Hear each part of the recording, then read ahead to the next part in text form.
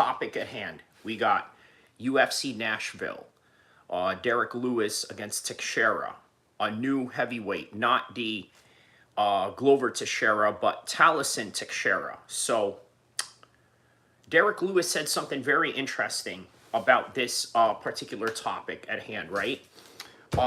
He said that he is not looking to fight for any championships anymore, right?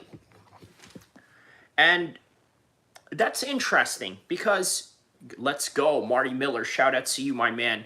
Shout out to you. Good morning, on top of the morning, right here, man. We got some interesting topics today. UFC Nashville, but surrounding UFC Nashville, we got Derrick Lewis saying that he doesn't want to fight for a championship anymore. Now, is this one of those situations where a person just decides to give up? Or is it that he is accepting his fate in where he is in his current moment of trajectory?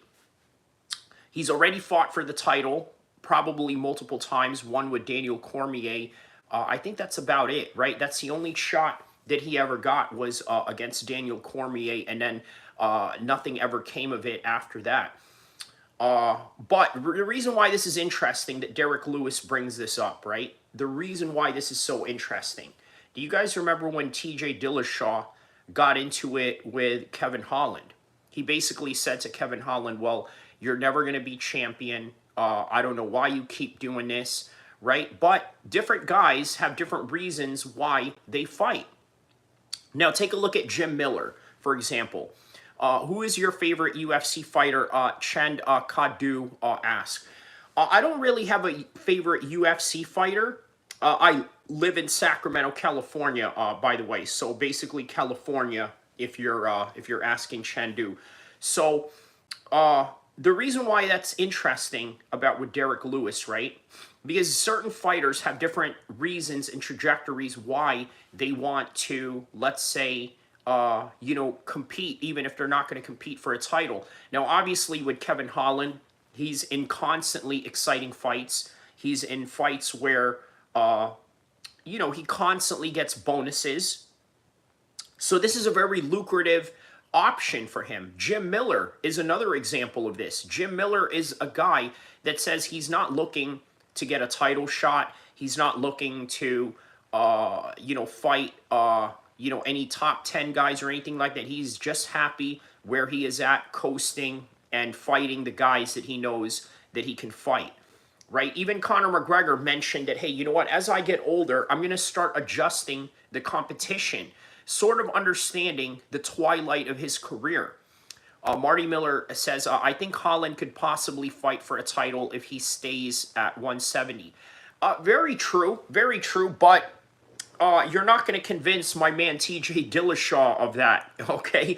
I think you and TJ Dillashaw have a very contrasting opinion on that particular matter, and in fact, TJ was very adamant at it, to the point where, he's okay with one day confronting Kevin Holland at a lobby or at a hotel somewhere where he's like, hey, man, yo, what's up, man? You said I ain't gonna be no champion. What's up with that, TJ? And then, that's definitely going to cause a fight right there. But you know what? TJ could probably, hold his own. I mean, considering that, TJ is 180 pounds right now. I mean, he's always going to be short, right? He's, like a 5'6", guy, maybe even shorter than that, 5'5", but nonetheless, he can hold his own. So do you watch soccer? Yes, I do. I'm a Manchester City fan, by the way. What team is yours? And then Kadu also said Derrick versus Francis was horrible. Hami says something in Arabic. Quality tag says, I don't know why you said that, quality tags, but let me know what part of the world you are from, my man, as we continue on this conversation. And by the way, today, for those of you that don't know, it is July 7th, 2025. 5'6", 180 pounds weight. Are you talking about TJ Dillashaw? Yeah. TJ Dillashaw is at that weight right now and at that particular height. So, okay, so today is 7/7. All right. I saw a documentary about it on Netflix, right? Now, look, what's interesting about this is I feel like in the current war on terror era, right, in the war on terror era that happened, a couple of decades ago, it seems like it was a forgotten, era. It really is. Look, today, I guarantee you a lot of people are going to go about their day and they're not going to remember that 20 years ago, London had a terrorist attack, not even in the UK itself, right? But TJ is a flyweight, not a flyweight, a bantamweight. Flyweight is, one weight class below that. But yes. So what we're going to do today, we're going to go over the whole entire card for UFC Nashville. And then we're going to get right into the 7/7 20th anniversary. And I'm going to tell you why that's significant, right? Well, the reason why I'm not leading the show with 7/7 is because it's very forgotten. I mean, I'm telling you, it is forgotten, okay? X-Stack says, Alhamdulillah. Alhamdulillah to you as well, my man. I hope God is blessing you today, and I hope that you are, having a beautiful day and a beautiful morning, or at least morning in my part of the world. It may not be morning in your part of the world, but yeah. So yeah, 7/7 is not something a lot of people remember, not even 9/11, right? You got to remember there's a new generation of kids that are coming up right now. Me at 40 years old, I was 20 years old when the 7/7 attack happened. By the way, I was in Egypt while all of this was going on. And it was very prominent during that time. But nowadays, right, terrorist attacks don't seem that prominent to anybody anymore, right? Because I think it constantly happens. And then on top of that, you have different news cycles that are going on. We just live in a completely different era right now. Matter of fact, look, this is my laptop right here, right? I'm going to show you what I was watching. Look at this. So this is from the scenes of the 7/7 documentary on Netflix. Look at the world back then in 2005. Look how different it was. Now, obviously, the police cars have sort of, modified. They started using Range Rovers now, I believe, or BMWs for, for police officers in London and all of the UK. Back then, they weren't using the type of phones that I'm using right now. Right now, I would say about 90% of my live streams, with the exception of fight days, I will use my phone as my camera and as my way of communicating with the world. Now, back then, the way that you had to text on a cell phone, I mean, you guys remember those Nokias, right? You had to press number 1 twice just to get a letter C, or number 2 twice to get a letter D, and you know how that goes, right? Completely different world right now that we live in. So we live in a much more faster world when it comes to information, a world that is a lot quicker with news, a world that is also consumed with different types of news.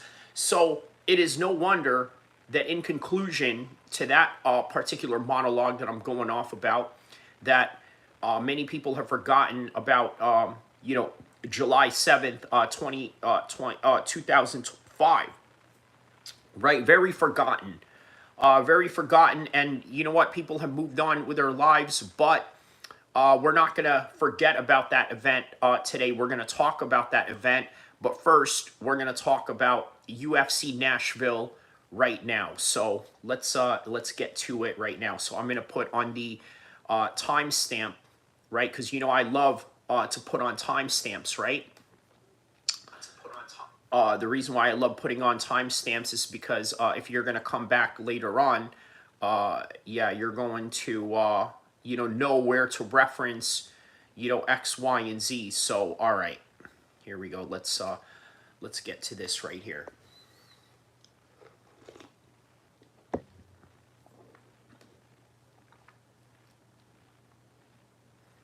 All right, so shout out to everybody around the world that is tapped in right now. Okay, so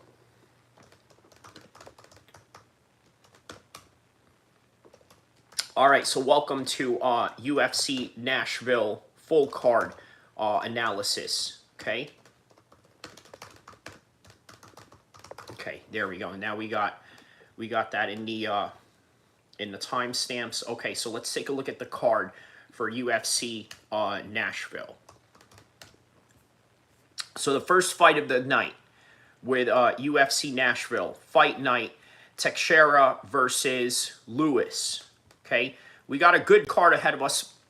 Stephen Wonderboy Thompson is in the co-main event, right? Shout outs to Stephen Wonderboy Thompson, still doing the dang thing, right? I don't know how old he is right now. I mean, he has to be in his 40s at this point, right? He's taking on a newcomer, 17-1, very good record, Gabriel Bonfim. Okay, and then you got Calvin Kattar taking on Steve Garcia in the featherweight division, right? Calvin Cater's always in there. Nate Landier taking on Morgan Shair, the former featherweight Cage Warriors champion, and Nate, the former M1 global champion, if you can remember that, right? I mean, he fought in a Russian organization, an American who was a champion in a Russian organization.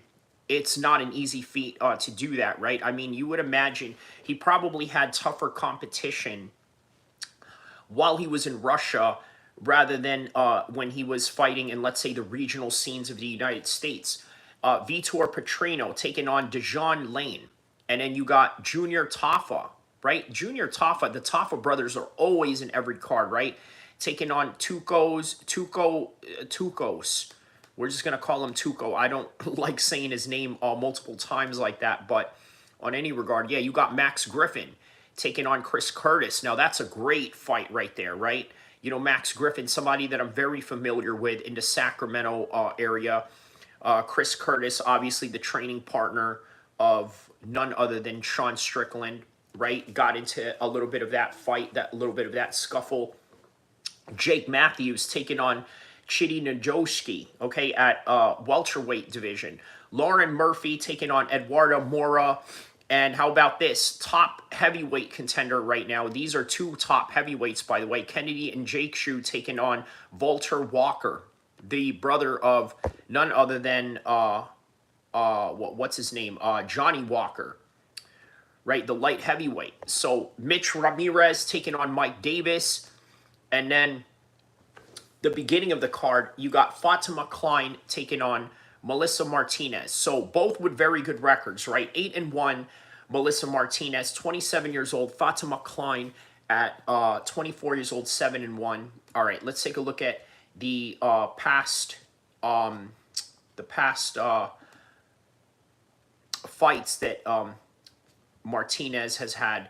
So Martinez is coming off of a unanimous decision win. Okay, loses her UFC debut. By the way, literally almost 2 years ago with Diaz versus 3 years ago, rather. This was like back in September, right? Diaz versus Ferguson, if you remember. Khamzat and Diaz were supposed to fight on that card, but it never came to fruition. So she lost her UFC debut on that one by unanimous decision. A unanimous decision loss against Alice Ardeline. So hasn't fought, and then fought back in October, and now is back at it against Klein. So now if we look at Klein, former Cage Warriors, Cage Fury champion, is coming off of, well, very similar record, right? They're both 1-1 coming into this, right? By the way, shout out to Cody Garbrandt. Today is his 34th birthday, so send him a tweet according to Topology, right? But yeah, that's neither here or there. But yeah, so gets a win by elbow strikes in her last fight. You know what? I'm going to go with Klein on this one by unanimous decision. Right, the reason why I'm going with her on this one is because, well, I think that, you know, less inactivity in comparison to Martinez, right? I think that's going to play a factor. And you know what? With these types of fights, you know there are certain fights that only go to a decision, if you know what I mean, right? So this is definitely going to a decision. So who are you going to favor to go to a decision in this one? Yeah, I think you're going to go... I think I'm going to go with Klein by decision on this one. All right, so here we go. Moving on to the card, okay? So, so just we're clear before we move on to the next card. Yeah, it's going to be Klein by unanimous decision on this one right here, right? This is the fight that we are talking about. Okay, so the next fight we got coming up. We got Mitch Ramirez taking on Mike Davis. Okay, so Mike Davis, 11-3. Mitch Ramirez, 8-2. Notice how a lot of the UFC matchmaking, right? It's very similar to each other in the way that they set it up, right? The records are very similar, right? 8-2 versus 11-3. Almost a very similar type of record, right? This is at the welterweight, 155 division, sorry. Okay, so let's take a look at Mike Davis, okay? Fights out of South Cairo, New York. Mike Davis, Beast Boy, okay? Fighting out of Orlando, to be exact, okay? So we got Mike Davis, Beast Boy right here, okay? So what do we got with Mike Davis so far? Okay, lost his last fight against Faraz Zaham by unanimous decision. Not a bad loss. Obviously, Faraz Zaham's very good. Beats Nathan Levy by arm triangle choke. Has a win over Borshev back in 2022. Has a win over Mason Jones. That's a very good win. By the way, Mason Jones is a former Cage Warriors champion. So, very good win for Mason Jones on that one. Let's see, what else? So, all right, so he's had some good wins, Mike Davis, right? I might have to go with Mike Davis on this one, but let us see what his opponent is all about right here, okay? So, Mitch Ramirez, 32, 5'9", 155 pounds. This is the matchup we're looking at right now, okay? 8-2 versus Ramirez. Now, let's take a look at where Mitch Ramirez has been in his entire career. Let's take a look at Sherdog, the most trusted source in combat sports, if not particularly MMA. I would say Topology is a trusted source in all of combat, right? They have every record from kickboxing, boxing, and everything in between. But yeah, so Mitch Ramirez, here we go. Coming off of a loss by Thiago Moises, Averon Tavares, Carlos Prat, got knocked out by Carlos Prat. No shame in that. Jeremy Holloway has a fight against Jeremy Holloway. Not related to Max Holloway, I don't think. All right, so yeah, I'm going with Mike Davis on this one. I just think that Mike Davis has more of the experience. He has bigger names, or at least much more competitive wins under his belt than that of, let's say, this guy right here. So, yeah, Mike Davis it is. Mike Davis, we will go with by, I'm going to say, you know what? I think he'll finish him off. I think he can submit Mitch Ramirez in this one, if not knock him out. I think that he can finish him by a knockout or a submission to the wish of Mike Davis or whatever comes first. Now, even more exciting, okay, heavyweight fight. The other heavyweight fight that's in this card. Two upcoming heavyweights. Kennedy Nzechukwu taking on Walter Walker. So Walter Walker, what do we have with this guy? Okay, 6'5", 265. Okay, right up the heavyweight limit. The brother of Johnny Walker, 13-1. Kennedy, by the way, a former light heavyweight. Okay, let's take a look at where these two guys have been lately in their career. Okay, so Walter Walker. What do we got here for Walter Walker? Okay, he's got a win over Dontel Mays back in February. Okay, 13-1. Let's take a look at how he wins the majority of his fights here. Okay, so 78-inch reach for this guy right here, 6'5". Dontel, Junior Tafa, submission heel hook. So quite the submission artist, right? The clean monster, as they call him. Very interesting name to call somebody that, right? The clean monster. I wonder what, came up with a name like that. I wonder what brought that type of name. All right. Let's see here.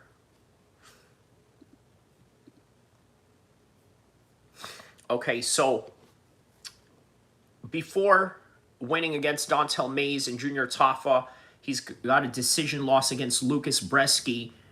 That was during the Allen versus Curtis fight night. That was back in April 2024. Okay, so the guy really doesn't know any losses, right? He doesn't know how to lose. He does lose to a decision.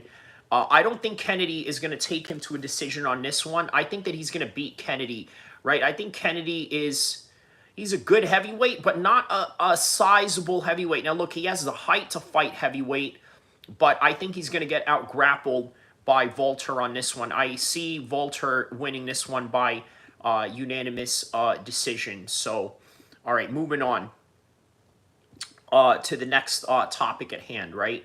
Moving on to the next topic at hand. Well, not the next topic at hand, but the next fight at hand that we have. Okay, so now we got Murphy taking on Mora. Okay, look, straight off the bat, I'm going to tell you right now, I think Mora is going to win this one. Murphy is too old for that weight class, right? 41 versus 31. One has a very good record, a good prospect record right now. You can't deny that. Yeah, that can't be denied at all. I think Edward Moore is going to win this one by decision, right? This is a flyweight fight. You know, these are one of these fights that really, they don't really, how do I say this? They don't really go to a finish to any degree. So it's going to be a finish. I'm sorry. Edward Moore, yeah, I think Eduardo Moore is going to win this one by unanimous decision. Okay, on to the next one. Jake Matthews versus Chidi Njoki. Okay, 36 versus 30. Jake Matthews, I think Jake Matthews is going to win this one by decision, right? I think that he's going to outbox Chidi, and I could see him winning by decision in this one. He's only 30 years old, by the way. Remember, he came into the UFC literally 10 years ago when he was 19, if you remember, right? Coming off of a unanimous decision win against Prado, beats Philip Rowe, has a win over Michael Morales, has a win over Darius Flowers before that, has a loss against Sean Brady at 170, but this is a 170 fight. Yeah, I'm going with Jake Matthews on this one, but let's take a look at Chidi and his current career trajectory. So, Chidi, martial artist, mixed martial artist, has a win over Elias Dos Santos. Jared Gooden has a win over Reese McKee. Okay, but lost to Michael Olenjachuk. Gregory Rodriguez has a loss over Gregory Rodriguez. I believe that might be a, yeah, that might be a middleweight fight, obviously, because yeah, Gregory Felipe Santos Rodriguez RoboCop is a middleweight. So yeah, I'm going with Jake Matthews. I think that his crisp boxing is going to take him a long way for this one, and as a result of that, I think yeah, it's going to be an easy win for him on this one. So all right, Jake Matthews it is by unanimous decision. Let me know in the comment section below if you guys have contrasting picks on that one. Now, so just so you know, this is the fight that we just analyzed right here. Jake Matthews versus Chidi. Now, let's move on to Max Griffin versus Chris Curtis. Now, look, I like Max Griffin. I think he's great. I think he's awesome. I think that he also doesn't like me because I support a lot of the Chechnyan and the Dagestani fighters, but we do see each other around the Sacramento, Roseville area, right? Well, he's not really in Sacramento. He lives in Roseville, but that's neither here or there, right? I think Chris Curtis is going to win this fight. The reason why I think he's going to win this fight against Chris Curtis, look, Max Griffin, I don't think has fought the level of competition that Chris Curtis has, at least not in the gym. Now, keep in mind, Max Griffin has fought Colby Covington, okay? He has that in his record. Look at the names that he's fought, okay? Alex Oliveira, Alex Morono, Back in 2019, he had a fight against Thiago Alves. He has a fight over Mike Perry. He's got a win over Mike Perry. Yeah, that was on a UFC Fox fight, by the way, back in the UFC Fox days. Justin Baseman, I remember that fight back in West Coast Fighting Championships in 2012. Okay, Chris Millender. Yeah, man. Look, where is the Colby Covington one? Did he fight Colby Covington? He did fight Colby Covington at one point. Oh, here it is. Okay. Yeah, he loses by TKO. Actually, yeah, Colby Covington TKOs him. Okay, so Song Kenan has a loss over Mike Chiesa, has been choked by Mike Chiesa. So Chris Curtis, okay, he trains with Randy Couture's gym. Obviously, that consists of Sean Strickland, Francis Ngannou, and a whole bunch of names that are in there, right? But he has a loss over Roman Kopylov, Brendan Allen. You know what? I'm going to change my mind on this one. I'm going to have to go with Max Griffin. I think that Chris Curtis's mind right now is a little bit off, right? He may be distracted going into this fight.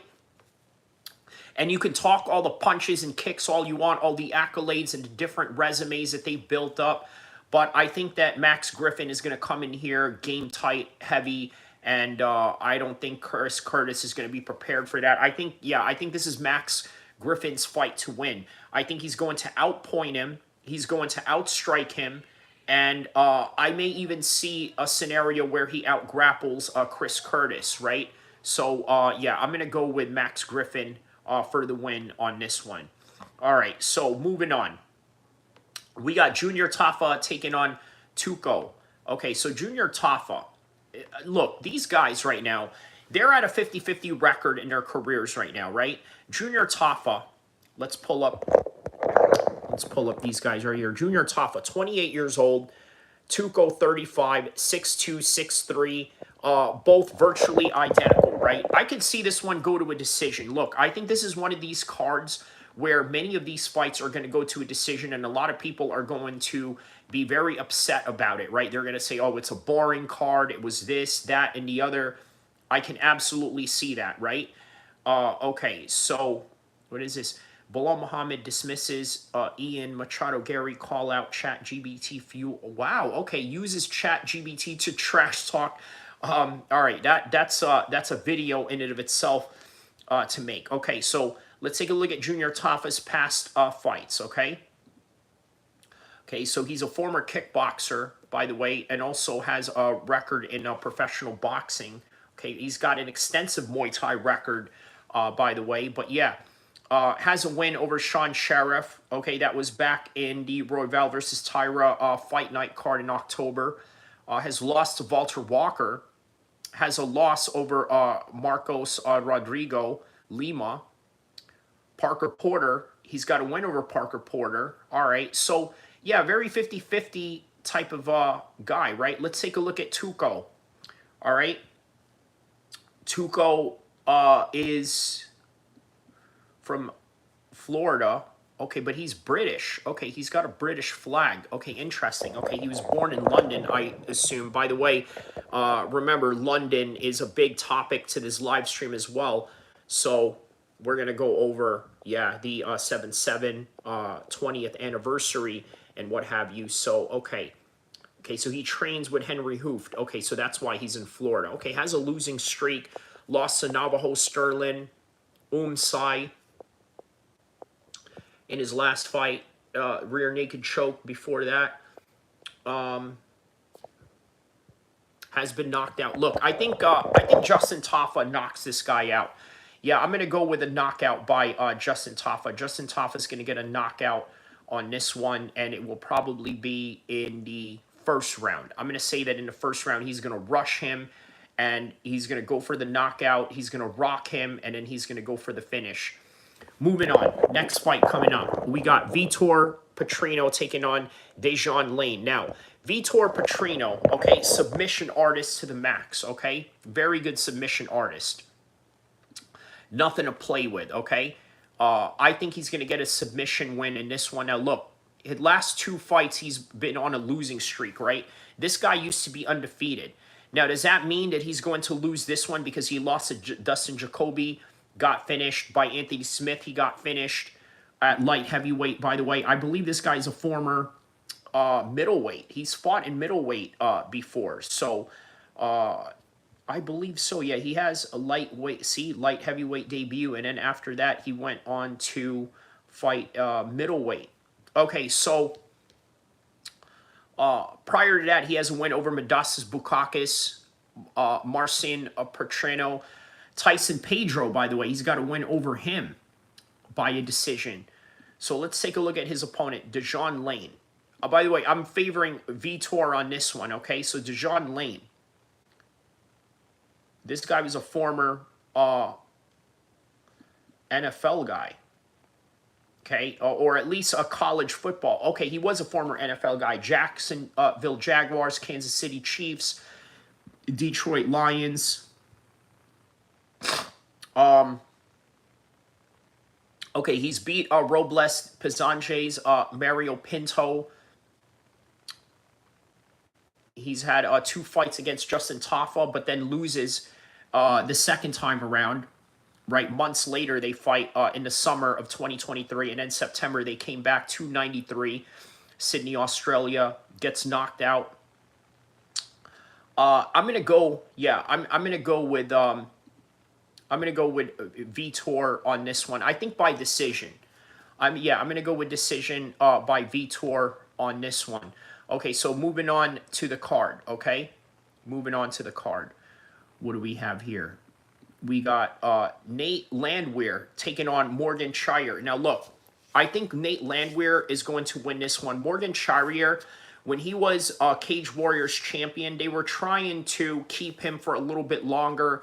He felt like he wasn't ready, very similar to Paddy Pimblett, whereas with Nate, he's been fighting top-level competition even as far as, M1 Global. My man, Omar Tamim says, my man, how are you, my man? Shout out to everyone around the world. By the way, don't forget to also recommend my live stream right now.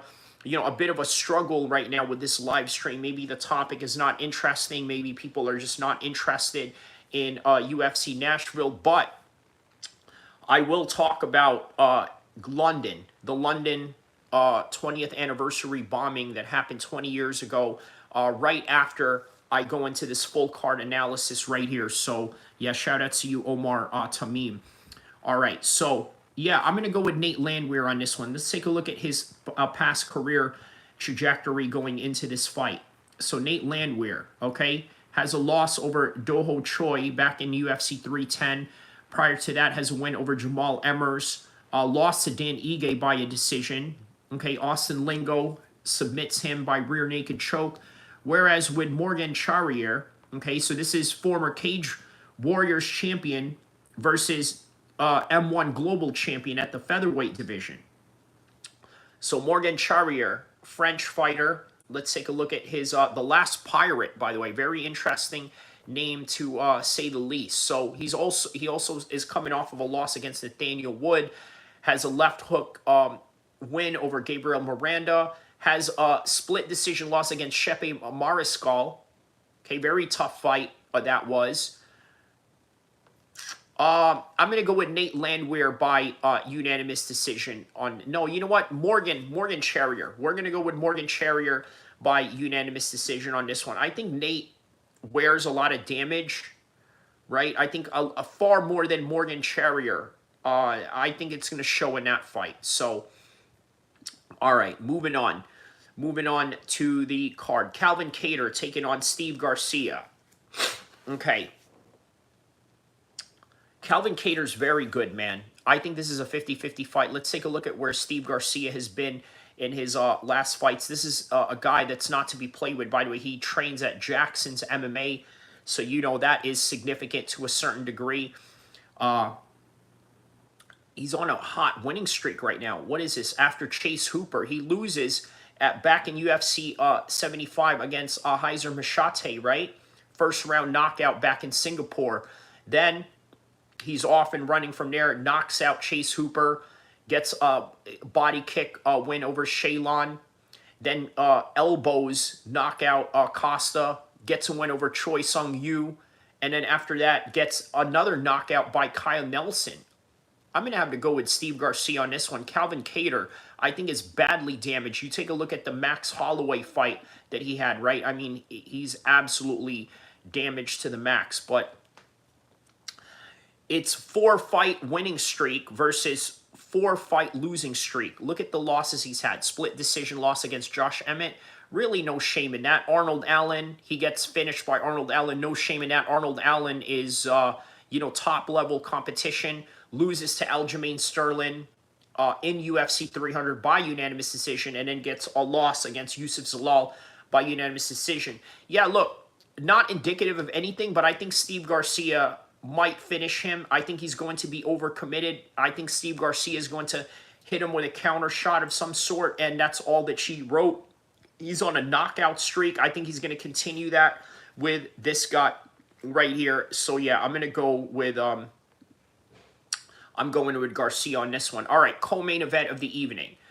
Well, what do we got with a co-main event of the evening? Okay, so what we have is Stephen Wonderboy Thompson taking on Gabriel Bonfim. 17-1, 8-1. Now, look, I want to go with Gabriel Bonfim on this one, right? Because Stephen Wonderboy Thompson, 42 years old, 170 pounds, 75-inch reach. But Bonfim, let's take a look at his career trajectory, because we're obviously very familiar with Stephen Wonderboy Thompson's work, right? If you're a hardcore fan, I'm sure that you're very much in tune and in touch with the career of Stephen Wonderboy Thompson, even dating back as a title challenger against Tyron Woodley during the Tyron Woodley era. But what we have here, we got a guy who's got already 4 wins in the UFC, okay? LFA veteran from the regional scenes, has a Contender Series win. Chaos Williams chokes him out. Ange Lusa gets a win over him. Very tough fight, by the way, to win a decision against. Nicholas Dalby, he does get finished by Nicholas Dalby and then gets a choke on Trevin Giles. Now, let's take a look at Stephen Wonderboy Thompson, right? His illustrious career that we know about. Okay, so former title challenger, has 2 losses in a row right now, right? 2-fight losing streak going on. That consists of Buckley, Shafkat, no shame in that, okay? But then has a win over Kevin Holland. A retirement, okay? Still a good win, but still a little bit iffy. But then he loses to Bilal Muhammad. That's in 2021. Gilbert Burns, but has a win over Jeff Neal. Has a win over Vicente Luque. Gets knocked out by Anthony Pettis before Anthony Pettis left the organization. So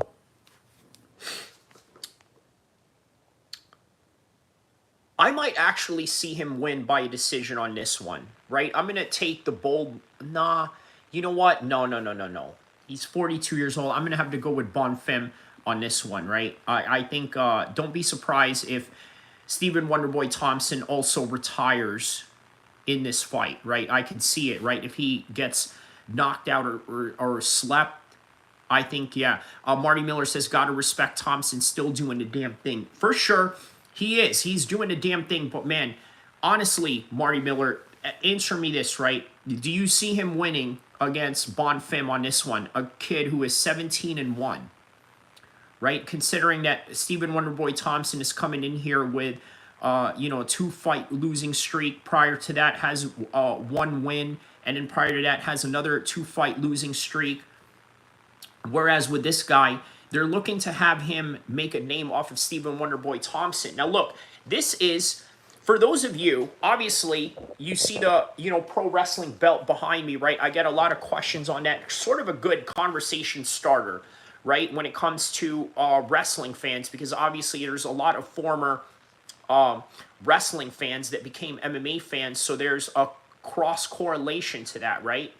You see, in pro wrestling, they know how to set up their legends, right? You see Ric Flair at 80 years old. He'll go in there against a younger guy that in real life, this younger guy would beat the living snot out of Ric Flair, but for whatever reason, the WWE writers write the entire story plot, the entire choreographic, aspect of the fight as, well, all right, you know what? We're going to have Ric Flair beat up this guy, and it looks so tacky because obviously at a certain age, you don't have the explosivity to look like you can beat anybody up, right?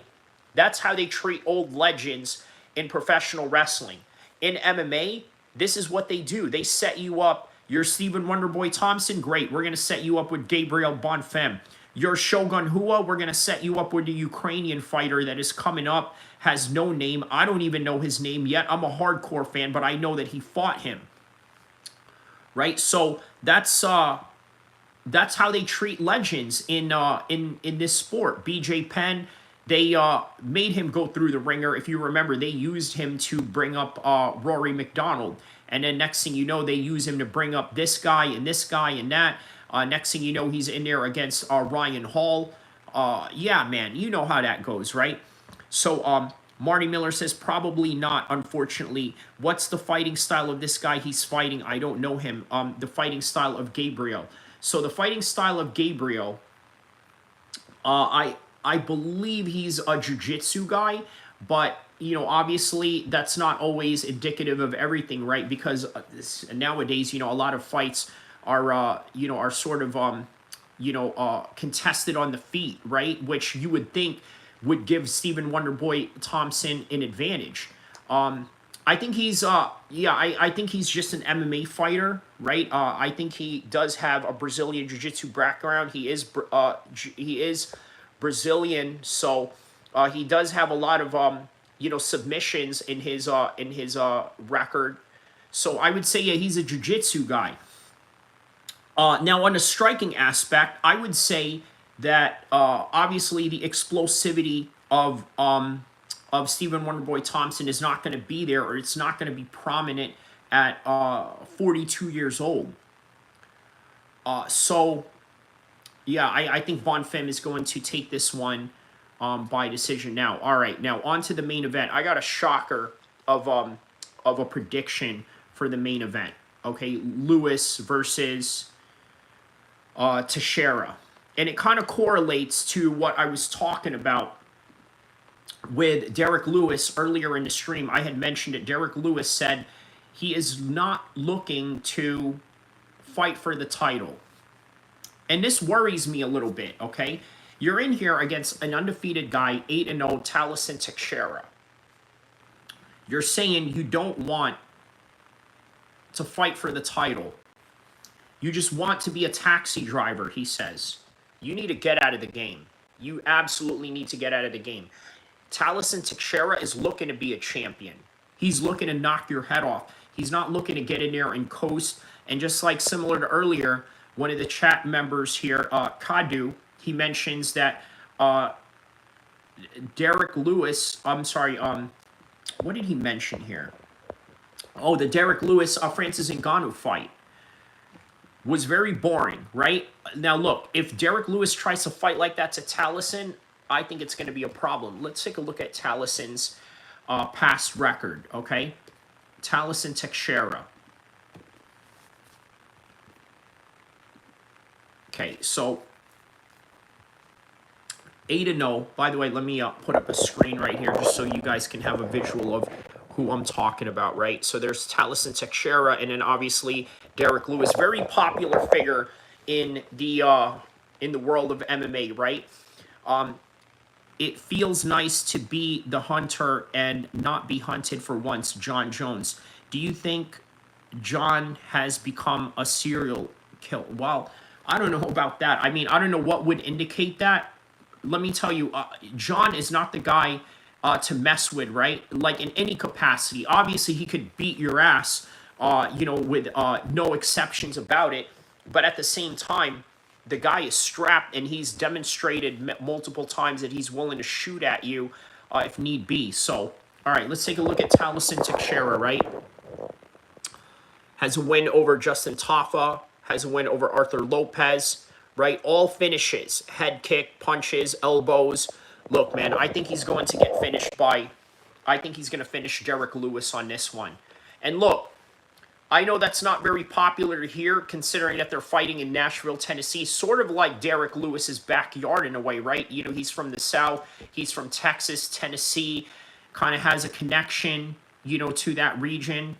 I don't see Derrick Lewis winning this one whatsoever. Fresh Melon Juice says, John got nothing on me. I've seen all Bruce Lee movies. All right, man. Well, I hope those Bruce Lee movies, you know, certainly help you, you know, prevent a double leg takedown from John. I hope that Bruce Lee movie helps you prevent him from throwing elbow shots at you from the top. And I also hope that those Bruce Lee movies have helped you deal with John Jones running at you with a shotgun if you were to ever run across him in his backyard. So good luck to you on that, Fresh Melon Juice. But yeah. All right, so Teixeira is going to win that one. Hands down, he's undefeated. I would be very surprised if Derrick Lewis was to win this one. I think Derrick Lewis retires this night as well, along with Stephen Wonderboy Thompson. That is my official prediction for the fights leading into UFC Nashville coming up this weekend. So now, let's get to the main event of the evening, right? And at least the main event of this live stream.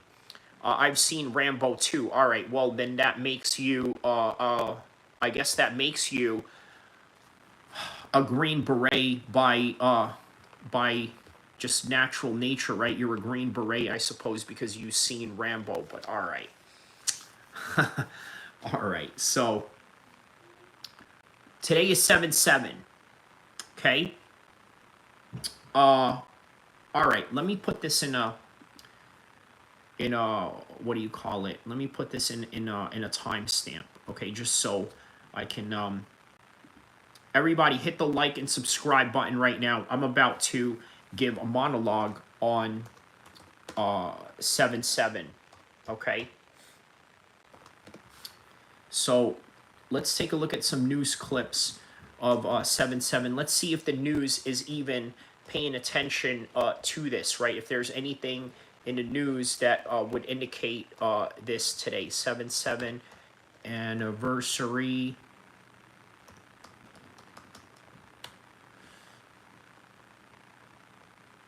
Okay, the king calls for unity. Okay, so there is, all right, so let's check this out. Good Morton, Britain. 7/7 victims and responders tell their stories 20 years on. Shout out to Sky News on this one. Arriving in London for the anniversary of the 7/7 bombings, the family of David Fawkes, who died at Edgware Road. David was from Oldham and in London meeting a work colleague. He was just 22 years old. 20 lost years. Can you talk to us about that? As I said a few weeks ago, we're just an ordinary working class family from Oldham, but we should have a son. And he should have his family. And I should be having this conversation with you. I should be at home at this time having dinner. Or now, can you imagine? This guy died during that day. He was supposed to have a family. Well, at least, you know, he was a young man. He was on the, you know how that goes, right? On the verge of looking for someone to make a family with, but he never got that opportunity. Look, man, what saddens me about that as well, right? You look at the world that we live in right now, right? I mean, for me, I'm a very happy individual, right? I have a lot of reason to be happy. Obviously, I'm in here talking MMA with you guys, and then on the other stuff outside of YouTube and all of my personal life, it's going great. Everything, all of that, right? Professional or personal, it's all doing great for me, right? So I look at all of that, and I think to myself, you know what, man? There's a UFC nowadays. That's something great for me to look forward to. Manchester City, as an avid fan of their organization, that's something to look forward to. All of these wonderful things, right? Obviously, Trump being president. Now, obviously, that's not necessarily somebody that I, you know, cold-heartedly, you know, support, at least not on a fanboy level. But it is interesting to see that we live in a world where you can be a reality show star, a mogul, and then become president, right? So it's a very interesting time to live in. And then Elon Musk, look, that's what's sad for me, right? Is a person like myself who has what you would call a fear of missing out on things. These are some of the things that these people have not seen, right? And they could have seen. They were alive at that time. They were of age to know that they were going to live on for 20 more years. And then here we are 20 years later. They've never really seen, any of these things going on. So, Or going to the pub with David, and it's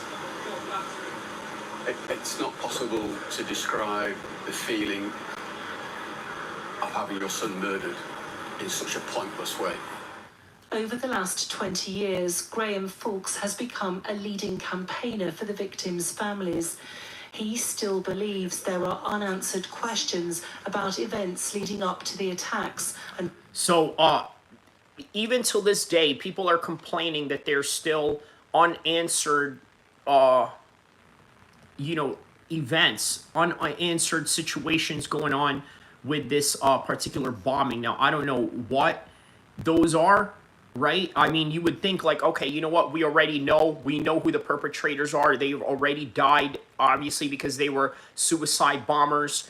And, as a result of that, I mean, they were going to go along with the people that they were looking to victimize, right? So yeah, I don't know what other unanswered questions they're looking for, but I am curious to know exactly what that is, right? So let me, hold on,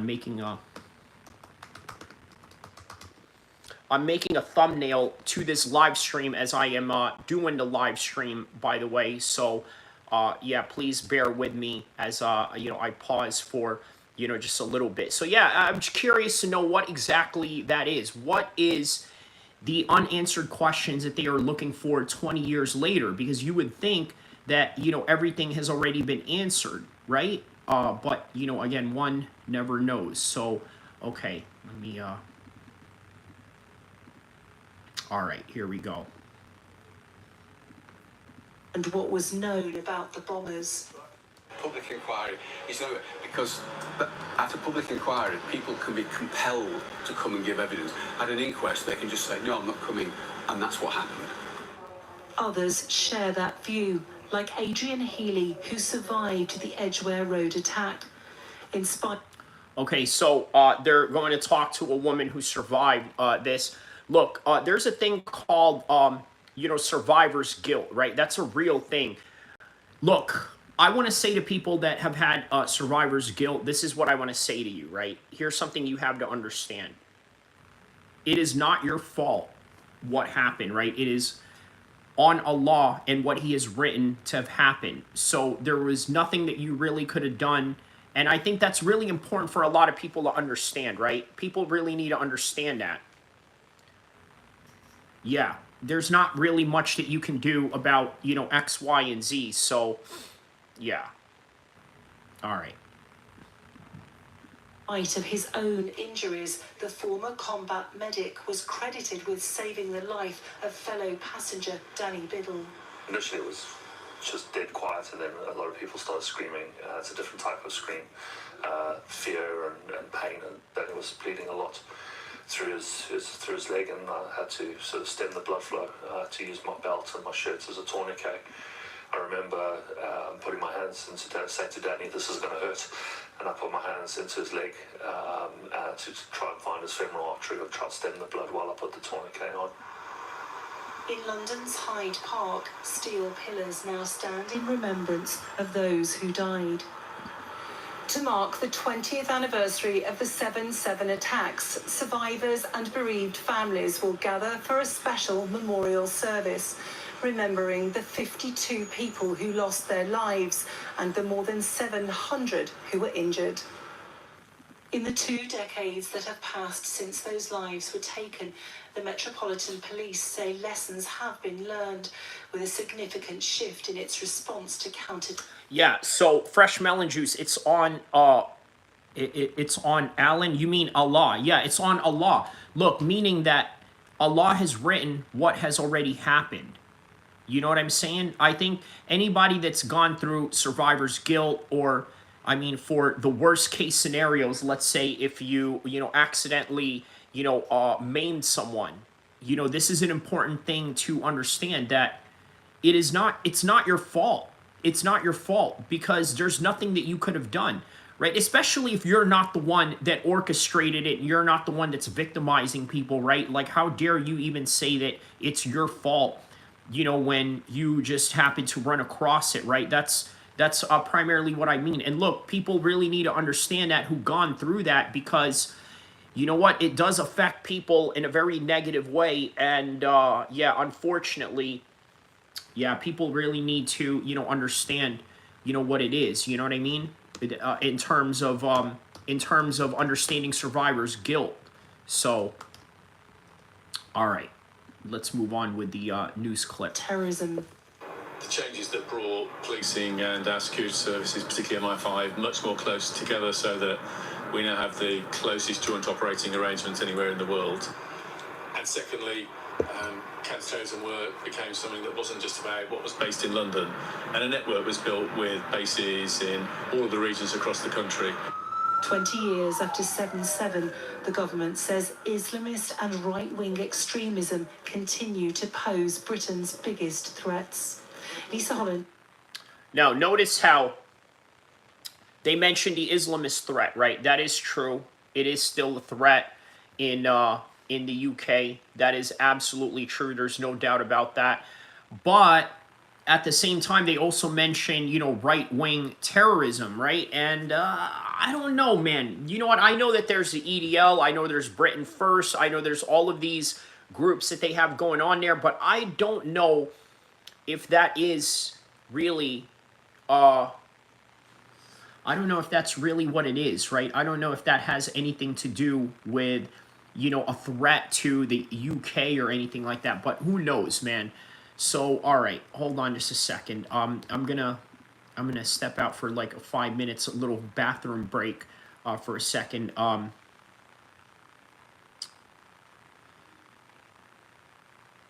on, just need to do a little bit of a bathroom break. Okay, so a little housekeeping notes.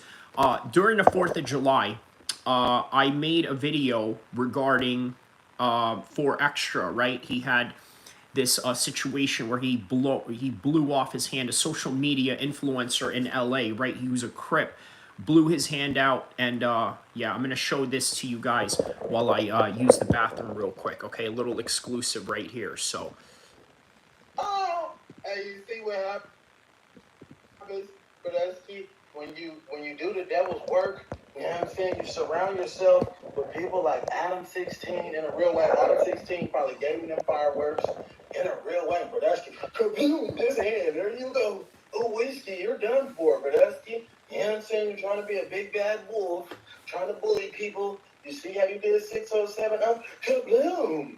Now we need 4 extra fingers, you know what I'm saying? Call that man 4 nubs in a real way. Brodusky gonna be walking like this. well, an absolute scumbag move on the part of Aaron the Plumber. Absolute scumbag move. The quintessential idea of kicking a man when he is down. That's literally what we are witnessing right here. And again, that kind of puts a different spin on this whole entire story. I know that it's a mixed martial arts channel. I'm not shy on doing gang content, especially California gang content on top of that. So I figured there is a mixed martial arts angle to this, and it's sort of similar to what you see when a lot of fighters who are doing good have a little bit of attraction, have a little bit of a following, and then all of a sudden they get into these prospect fights, they lose to a guy they were not supposed to, and all of a sudden everybody's kicking them when they are down. Obviously, there's several examples of this from the past that we can name from. Obviously, Ronda Rousey is one example of that. Conor McGregor is another example of that. And if Islam Makhachev or Khabib were to fall in any kind of way, it would be a great example of that. Let alone John Jones would be a great example of that. But obviously, this particular subject matter at hand, when it comes to LA gangs, LA Crips, and then you got a social media influencer like Aaron, who has been trying to get at 4Extra, or at least 4Extra's been trying to get at him. Either way, it's a mutual combative situation online, right? So, still a scumbag move. The quintessential idea of kicking a man when he is down. So it all started just like all 4th of Julys, right? You're hanging out with the homies, you're in the block, you guys are getting ready to buy some fireworks. On top of that, you're getting ready to sort of blow them up later on tonight, right? And next thing you know, you don't even make it to the night. You don't even make it to the actual fireworks. You know, the fireworks that the city pulls up or whatever type of venue. You know, they have those big fireworks in Vegas. All right, so if you want to see the rest of that video, check out my video section. It is the latest video that I have right now. It is this one right here. 4Extra loses his hand, 4th of July fireworks, and then I talk about his gang, the Rollin' 40s Crip, who, by the way, Tupac wanted to be a part of. So, yeah, go check that out, by the way, while we cover the 7/7 London bombing that happened 20 years ago. Let's take a look at some news clips that a lot of people are out there talking about right here. Let's see here. Okay.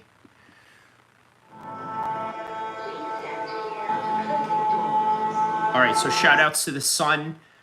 This is a Sun exclusive right here that they have going on. So, all right, here we go. I remember us entering the tunnel and I could just feel somebody staring at me.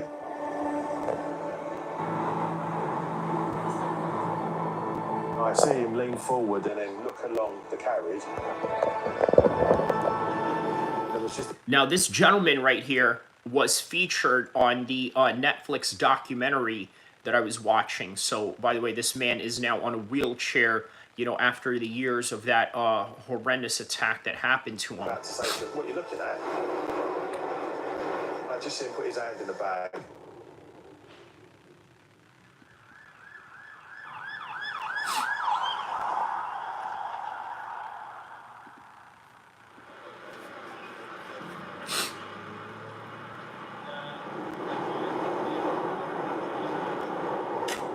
So that guy that I was telling you that I showed you, right, he literally was face to face with the bomber, right? As soon as the bomber had set off what it is that he had set off, all of a sudden, kaboom, just out of nowhere, you know, while he was like looking at him saying, hey, what are you looking at? Or this, that, and the other. And then, yeah, you know, it just went off like that. So.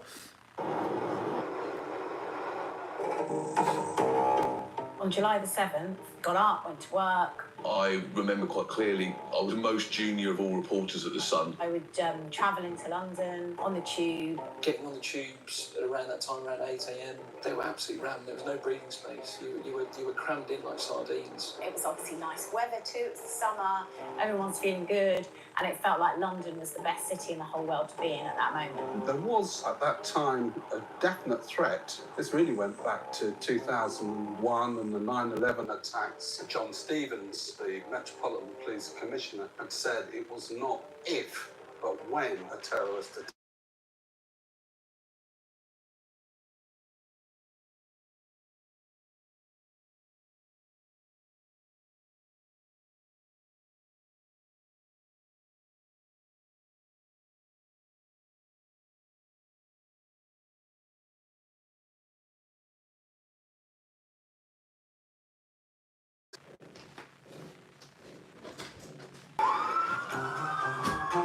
On the morning of July 7th, everything that could go wrong did go wrong. I was a construction manager at the time, so my working day was overseeing the renovation of a mental health hospital in Wembley. It was quite a nice sunny day, quite warm, and there was a burst water main kind of 500 metres up the road. I'm sat on the bus thinking, do I just jump off now, run back, get my car and drive to the site? I decided to stay on the bus. And everything that kind of followed from then is these sliding door moments where if I make a different decision, everything goes in a different direction. As I'm coming down the steps onto the Circle line, there was a train there, but it was already full of people. The next train was only a couple of minutes away, so I jumped on the next Circle line train. When I was on the train, I'd realised that I'd missed my stop. I should have got off at Baker Street. So I remember the train pulling into Edgware Road. I remember us entering the tunnel, and I could just feel somebody staring at me. And I just didn't think anything of it. I went back to messing around with my phone. And then at the corner of my eye, I see him lean forward and then look along the carriage, and he sat back and was staring at me again. So I looked round and was just about to say to him, like, what are you looking at? And I just see him put his hand in the bag, and then just this brilliantly bright white flash.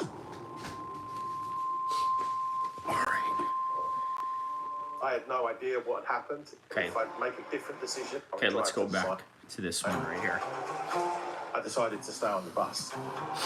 And everything that kind of followed from then is these sliding door moments where if I make a different decision, everything goes in a different direction. As I'm coming down the steps onto the circle line, there was a train there, but it was already full of people. The next train was only a couple of minutes away, so I jumped on the next circle line train. When I was on the train, I'd realised that I'd missed my stop. I should have got off at Baker Street. So I remember the train pulling into Edgware Road. I remember us entering the tunnel, and I could just feel somebody staring at me. And I just didn't think anything of it. I went back to messing around with my phone. And then at the corner of my eye, I see him lean forward and then look along the carriage, and he sat back and was staring at me again. So I looked round and was just about to say to him, like, what are you looking at? And then as soon as he said, what are you looking at, then he goes off right there, so. Just see him put his hand in the bag, and then just this brilliantly bright white flash.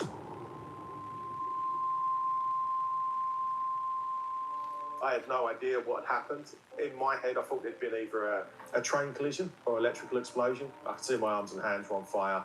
And then Yeah, so that was a common misconception that a lot of people had back then, right? They believed that this was supposed to be a chemical infraction or maybe some sort of electrical haywiring of some sort.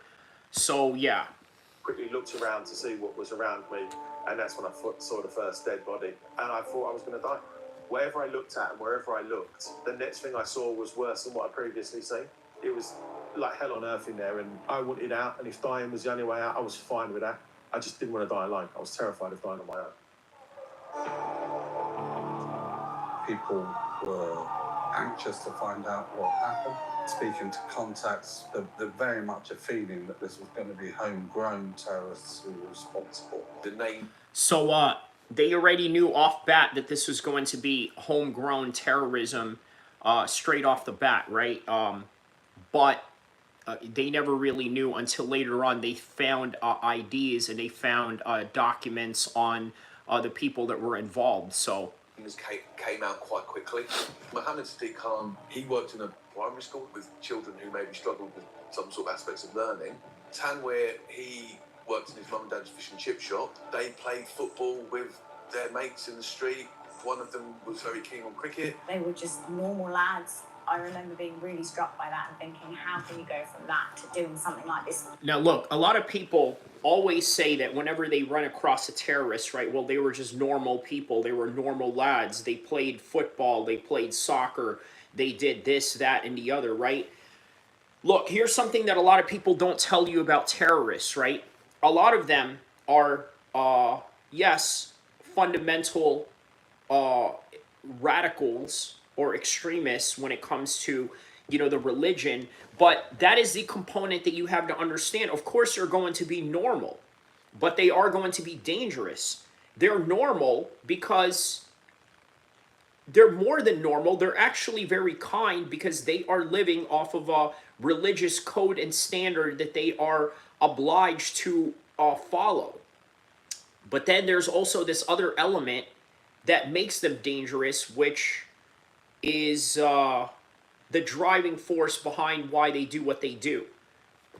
Just so shocking and horrific and coordinated and deliberate to hurt people.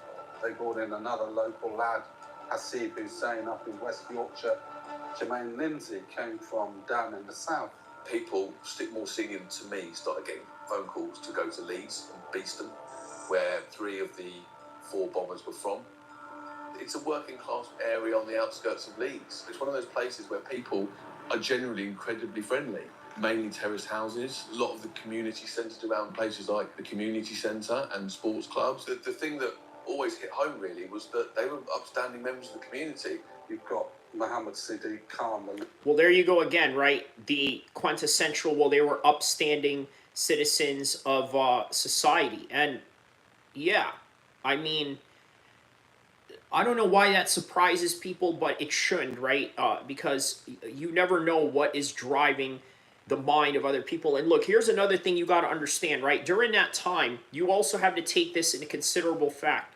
Back then, there was the war in Iraq, there was a war in Afghanistan. So now you're taking over Afghanistan and Iraq. What you are doing is galvanizing a group of young jihadist wannabes from around the world to do exactly that, which is retaliate in any kind of way, shape, or form. And that's literally what happened here, to explain that in a nutshell, right? It was a response to the Iraq and Afghanistan invasion.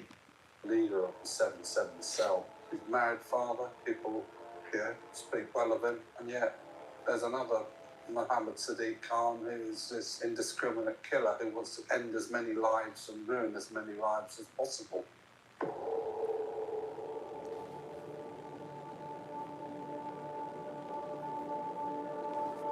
It was before dawn that they packed up their cars with the explosives. Driven down the M1, got to Luton, got their rucksacks on their backs. So this is basically what they did right here, right? They went from Leeds to where they were from, and then they went down to the M1 and then down to Luton. And for those of you that don't know anything about Luton, Luton is a place that is known to have produced many of the jihadists from Europe that went over to fight in ISIS.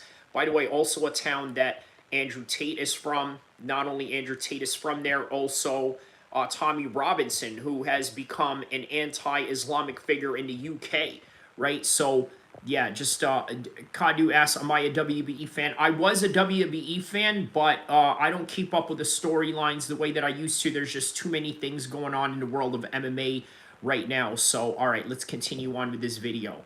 Left the car in the car park, ordered a Thameslink train, and at that time, 4 men with large rucksacks might think a little bit more carefully on it now, particularly if they're kind of like walking in unison. King's Cross, weekday morning, hugely busy station. All right, so yeah, for those of you that have never been to London, King's Cross is obviously a very busy train station in that part of the world, and it's probably the reason why they picked it as a target. Massive transit point for commuters. Getting on the tubes at around that time, around 8 a.m, they were absolutely rammed. There was no breathing space. You were crammed in like sardines. Like most places with a high transportation, public transportation area, right? Yeah, that's really what it is. It's always going to be crammed and packed up. And by the way, everybody around the world, hit the like and subscribe button if you can, please. Hit the like, subscribe button, and let's continue on with the show as we cover the 20th anniversary of the 7/7 London bombing. The key time for people, arriving at their offices for, say, 9 o'clock, 9:30. They tried to create a burning cross. You've got Aldgate to the east, Edgware Road to the west, and then Russell Square to the south. And then at King's Cross, they've all gone on their way to spread death.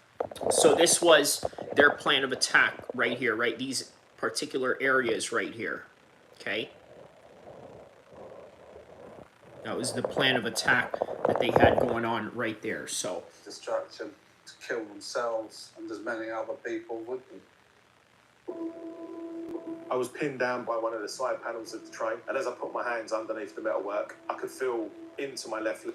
And by the way, this guy right here was in the documentary in Netflix, by the way, this guy right here. Okay? He lost his legs in that event, by the way. Legs on my left leg was blown clean off in the blast. Right here. See, this is him right now. See? All right. Hit the like button, guys. Hit the like and subscribe button, if you will. And my right leg was severed from the knee down. And at that point, I just screamed for help. It wasn't that I thought I could be saved. It was I needed somebody to know who I was. I needed somebody to be able to say to my family, I was there with him. He wasn't alone. And that was really, really important to me. I heard this really deep South African accent shout back. He said, my name's Adrian. Keep talking to me. I'll find you. Adrian, incredibly, incredibly brave man. This is the guy that he's talking about right here. Okay, so let's continue on. He managed to lift the debris off me. He used his belt to tourniquet my right leg, and he basically pushed his hand into what was left of my left leg, found the artery and pinched it shut. What I later found out is Adrian's a fully trained combat medic, so Adrian knew exactly what to do. And we laid there like that for about 40 minutes before the first emergency services got to us.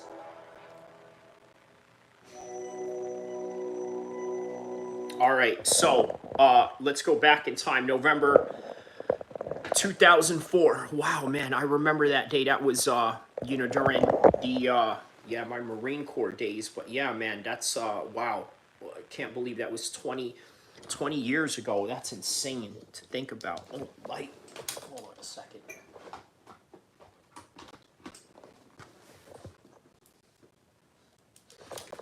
There we go. Let's turn on the light. There we go. All right. So November 2004.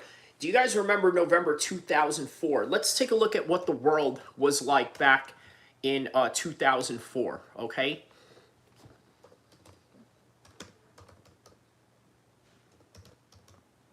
Okay. 2004 flashback. Let's take a look at Ukraine's Orange Revolution. Okay. So they had an Orange Revolution in 2004. The class of 2004, what is this? Flashback. Let's take a look at what the world was like in 2004. What is this? Peace up, oh, no, we can't have that. Hold on. Okay, this is just mostly music. Okay, hold on. Did you ever see, been overseas though? Yeah, so... okay, so 2004 flashback. Let's see what this is.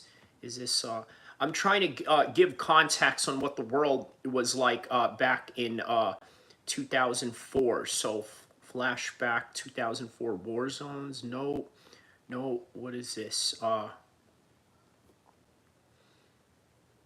Christmas flashback.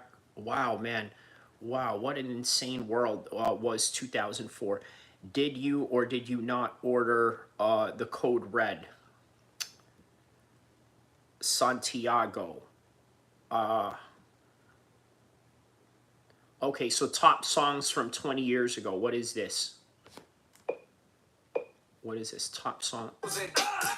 Okay, so Eminem, Just Lose It. If you guys remember, I'm not going to play the music. R. Kelly and Ja Rule had that song, Wonderful. And then how about that song by Trick Daddy, Let's Go, right? This is the world of 2004. How about this Maroon 5, right? You guys remember this, right? And then Kelly Clarkson was big back in those days. Mean Girls, I remember, was also big. Sierra had that song with Petey Pablo. Nelly, ooh, how about that? Remember the country song that he had with Tim McGraw, which really put...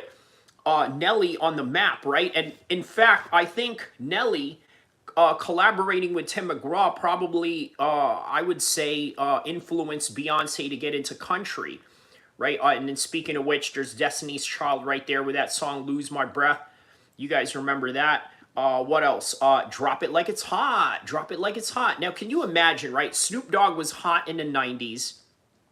And then in the 2004s, now he has his song with Pharrell, right? It's like, wow, man.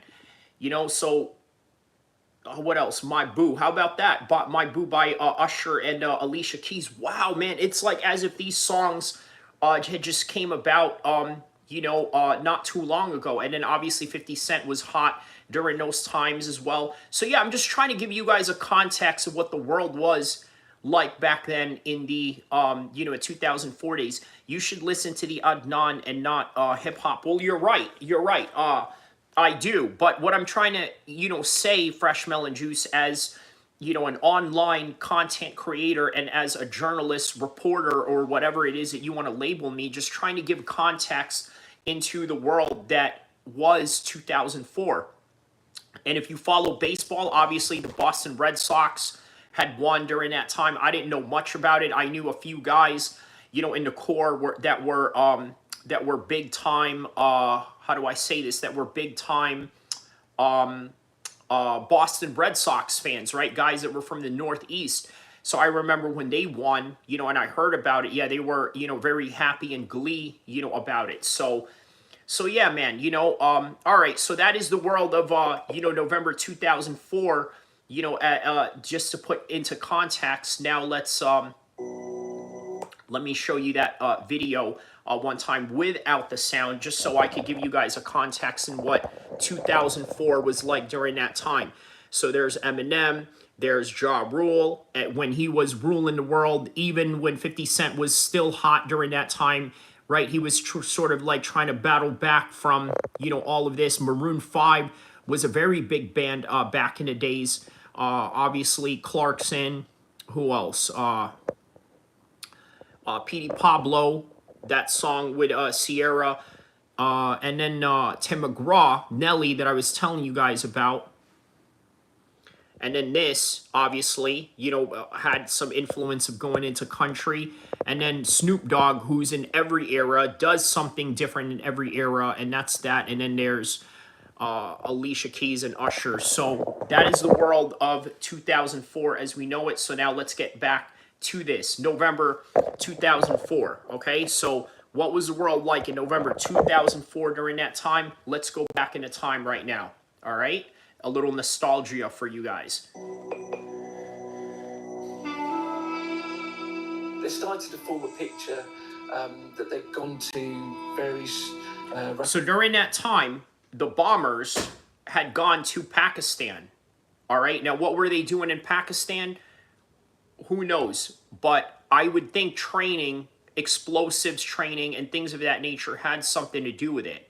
Radical mosques, listened to various preachers, and in their sort of late teens, they'd started to take a different path in their lives. Muhammad Sadiq Khan and Shazal Tanweer have both been in Pakistan at training camps. The plans for this attack must have gone back to them. This may not have been directly Al-Qaeda, but it was definitely inspired by Al-Qaeda. You have to remember that this was a time when the idea of kind of Al-Qaeda terror training camps and people going to them training and coming back to it was all quite a new concept and something that was sort of really unfamiliar. I think that is the sliding doors moment of their lives, really. It's quite clear that MSK in particular had the training to put this stuff together properly. I still see this form of terrorism, this indiscriminate terrorism without warning as an attack on all of us. And then from there, then we go on to July 7th, 2005, literally 20 years ago, right? Look, this is why I felt compelled to do this, right?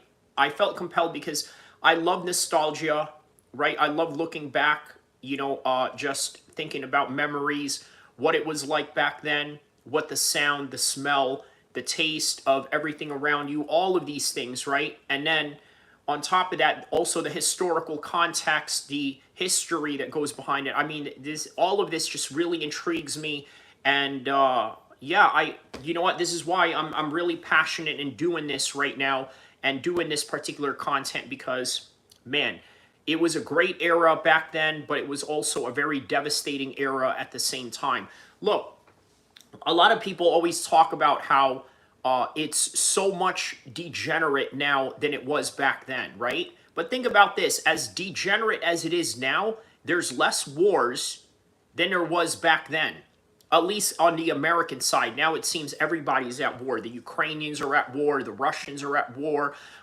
Every state in Africa is at war, has always been. Now the Middle East is in war. It always has been, but now it's up to an escalated level. So, yeah, man. Different era, but still wars will always be wars throughout all eras, and terrorist attacks included.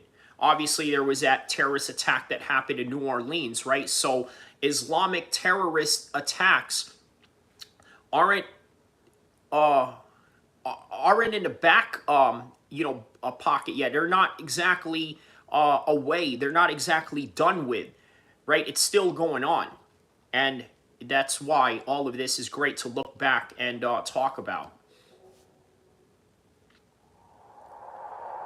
So July 7, 2005, it is 9:47 a.m. Okay, Tavistock Square. It wasn't almost an hour later that the last bomb exploded on the bus in Tavistock Square. 9:47, the final bomb on the bus. I can remember it very well. Woken up that morning very early, got into the newsroom, and it was just, bedlam, really. Organised bedlam, but it was people shouting, running around, all sorts of stuff. I think that final blast, the picture started to come together at that stage. A black taxi with its light on happened to pass me. So after all of that, with the bombing in the train and all of that, then all of a sudden came the bombing of the bus, right? So yeah, it was like, this, grand finale, sort of like what they do in the fireworks the 4th of July, right? Just when you think all the fireworks went off, then another one comes right in. So I just hailed it down and said, can you take me to Tavistock Square? I remember getting quite a breathless call from someone on the news desk saying, can you get to central London, to Tavistock Square? I was there quite early onto the scene and could see blood splatters at the side of the British Medical Journal building. There was obviously all the people who worked in those buildings and everyone milling around in the street. It was carnage down there. I'm just going to make a short statement. It's reasonably clear that there have been a series of terrorist attacks. We are particularly saddened by the loss of life. We'll not yield to the terrorists. We'll find them, we'll bring them to justice. It became clear quite quickly that 4 bombs had gone off at 4 different locations. People were genuinely scared, and because the bombs had happened on London transport, I think people felt really vulnerable. But there was a real sense of fear that, there were more bombs and more bombers. But my job really was to try and just speak to people who had witnessed what happened or witnessed the aftermath of what happened. When I was there, you're in the moment and you're in that story.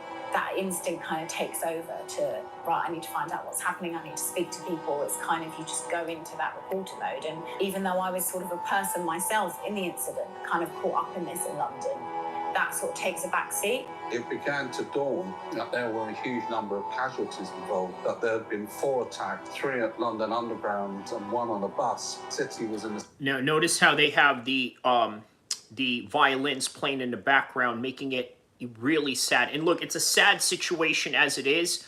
I don't think you need violins to emphasize that even more. But again, this is the Sun from... the newspaper in the UK that's covering this. So, just keep that in mind. Movies is Friend says, shout outs from Myrtle Beach, South Carolina. All right, my man, Movies is Friend. Shout outs to you, my man. I hope you are doing good. I hope you are blessed.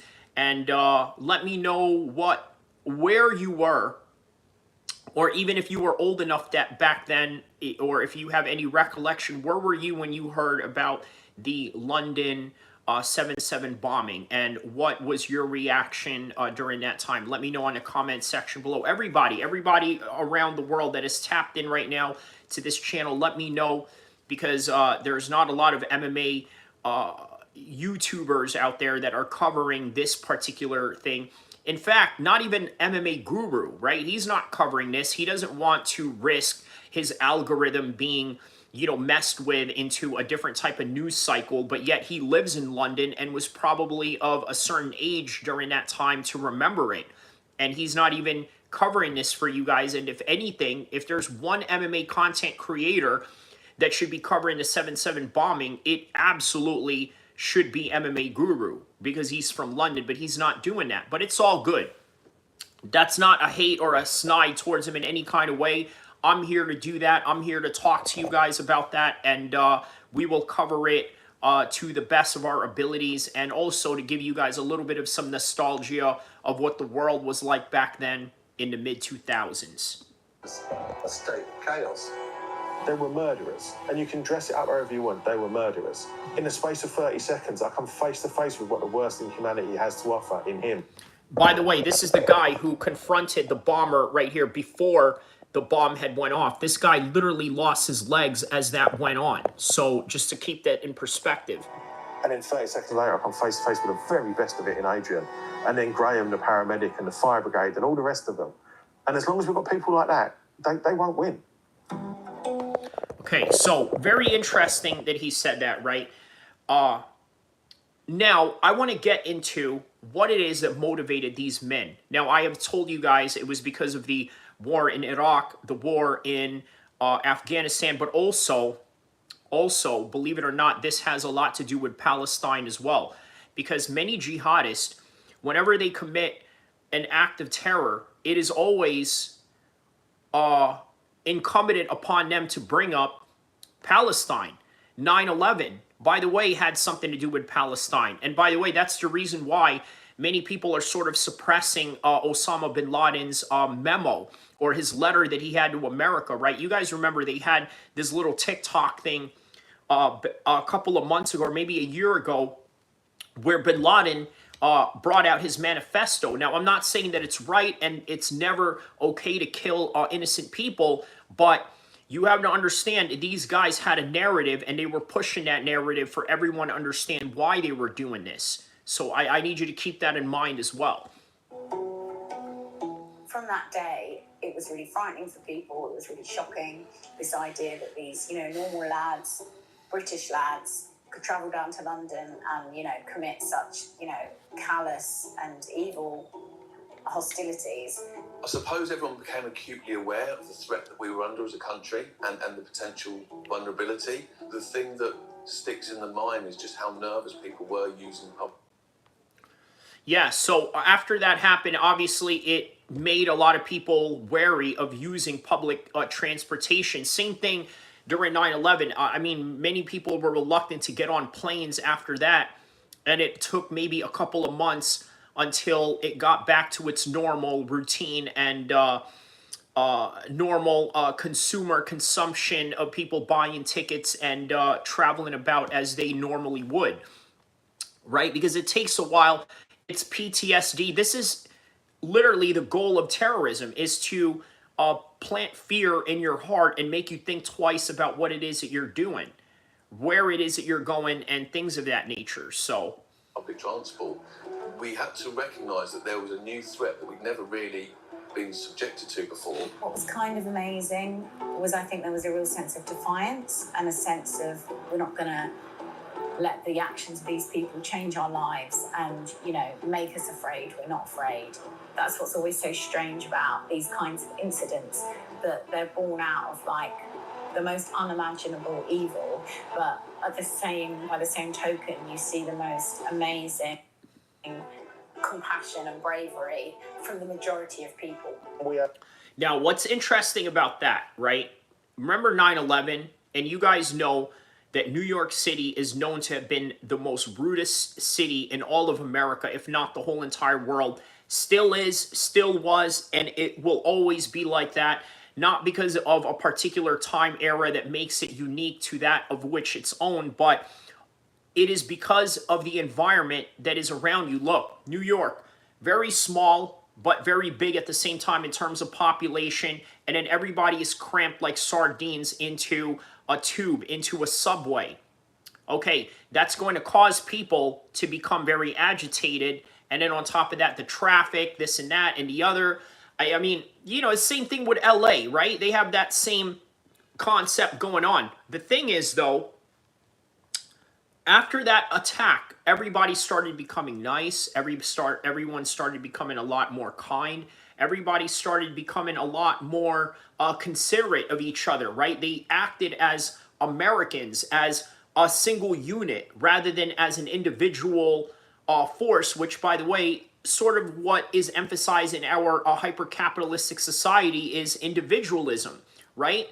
Obviously, there's some benefits to that, but there are some drawbacks to that as well. The drawbacks, obviously, is that you have a society of rude people, but when you have attacks like this going on, right, everybody sort of comes together and shows the side of their humanity, right? Again, you know what? I hate to say it, but sometimes the worst things brings out the best in people. And maybe that is a lesson from Allah to which he knows and we know not. So something to think about and understand. We had no warning. We had no defense mechanism. We couldn't fight back. And for me, there can never be forgiveness for that. You're not going to win. And I firmly believe that as long as we've got people like Adrian in the world, and my wife Jem, who's just a massive support to me and rebuilt a very, very broken man, these people will never win. Marty Miller says, did you hear there actually is no Epstein Island client list? You know what?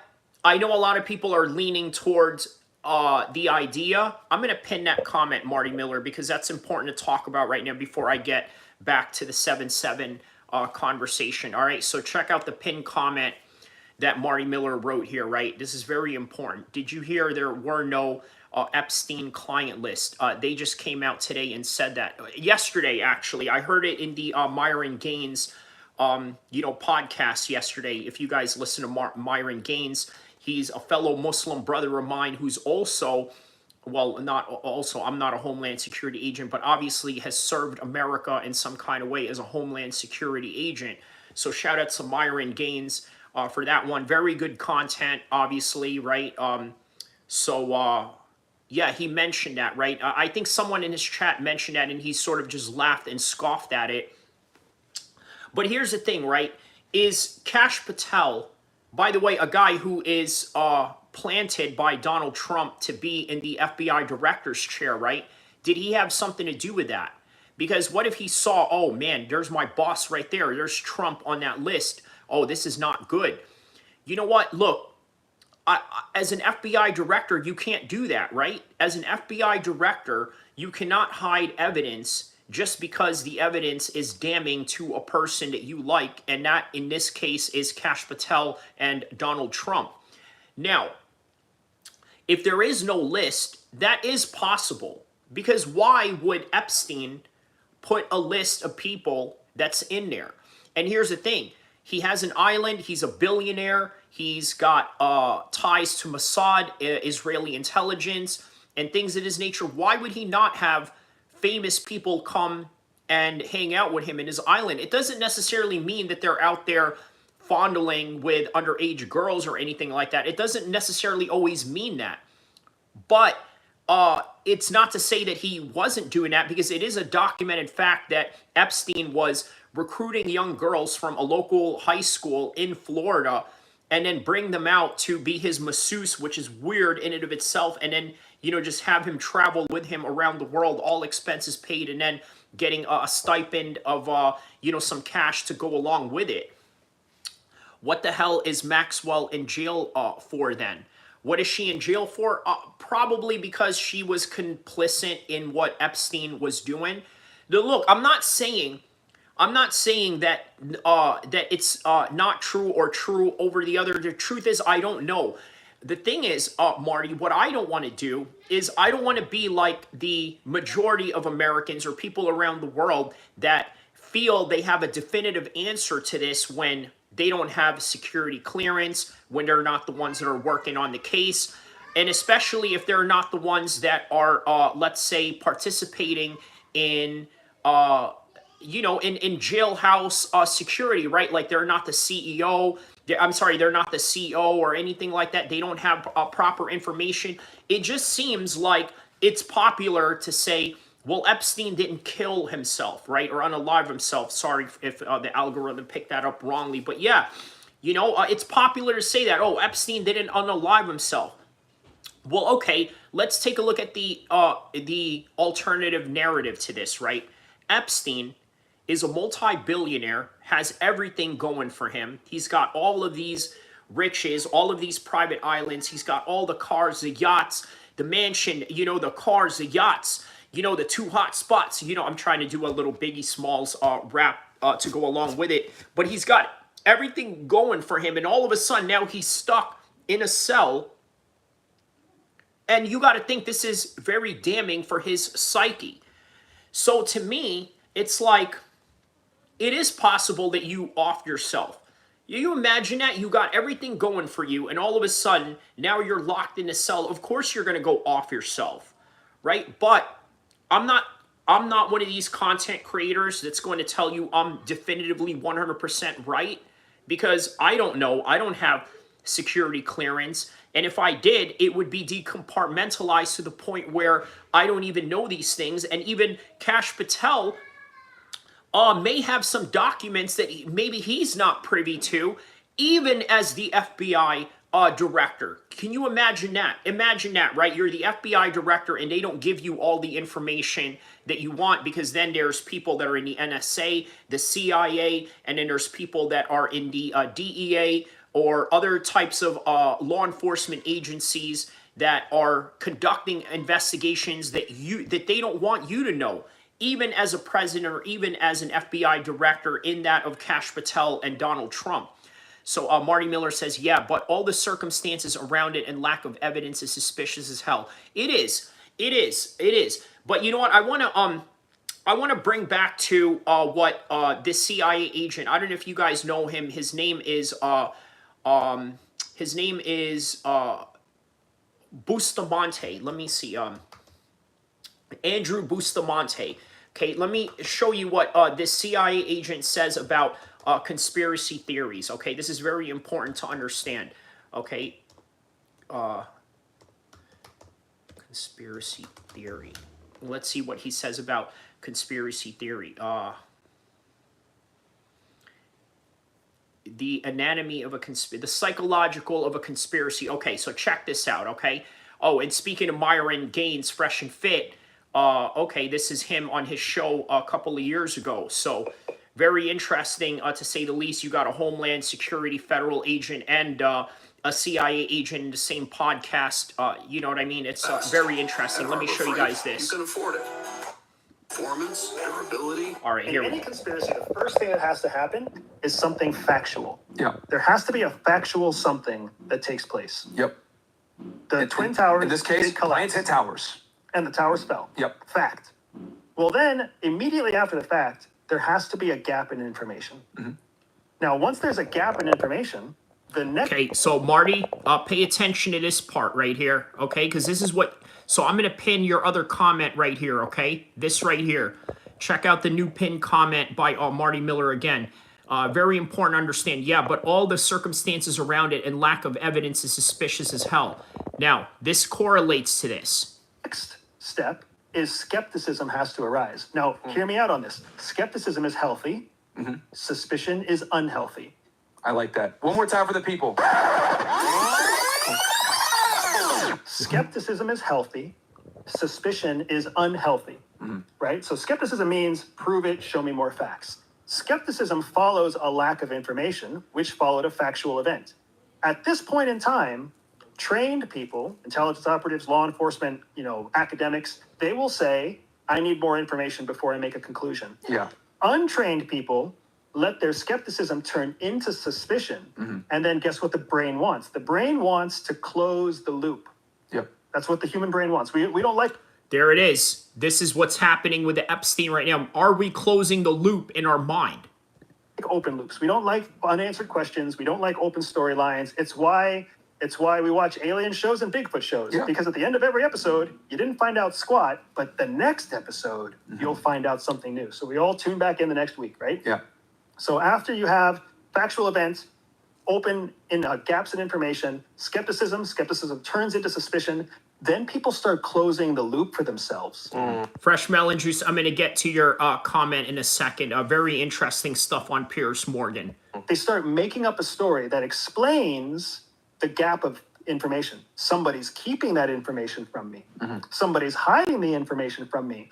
Somebody knows and they did it on purpose. They make up a story that closes the loop for themselves. Then other people find out some information. Somebody's keeping that information from me. Mm-hmm. Somebody's hiding the information from me. Somebody knows and they did it on... Somebody's keeping that information from me. Mm-hmm. Somebody's hiding the information from me. Somebody knows and they did it on purpose. They make up a story that closes the loop for themselves. Then other people find out someone else's story. It closes the loop for them. Mm-hmm. All the loop closing makes people feel really good. And then conspiracy theory explodes. Yeah. Right? Yeah. And then all of a sudden it becomes, prove to me that the conspiracy isn't true, instead of prove to me that the conspiracy is true. Theory explodes. Yeah. Right? Yeah. And then all of a sudden it becomes, prove to me that the conspiracy isn't true, instead of prove to me that the conspiracy is true. All right, so you understand now that sort of kind of puts certain things in perspective, right? Okay, so once again, there's gaps that you're trying to fill. Okay, we don't know that. Like, okay, he committed suicide. Did he not? He did. He didn't. Okay. Well, all right, why are all these things going on? Again, we really don't know, right? And look, that's why I try not to be definitive in certain takes, especially when it comes to things that are highly contested in a conspiratorial type of manner.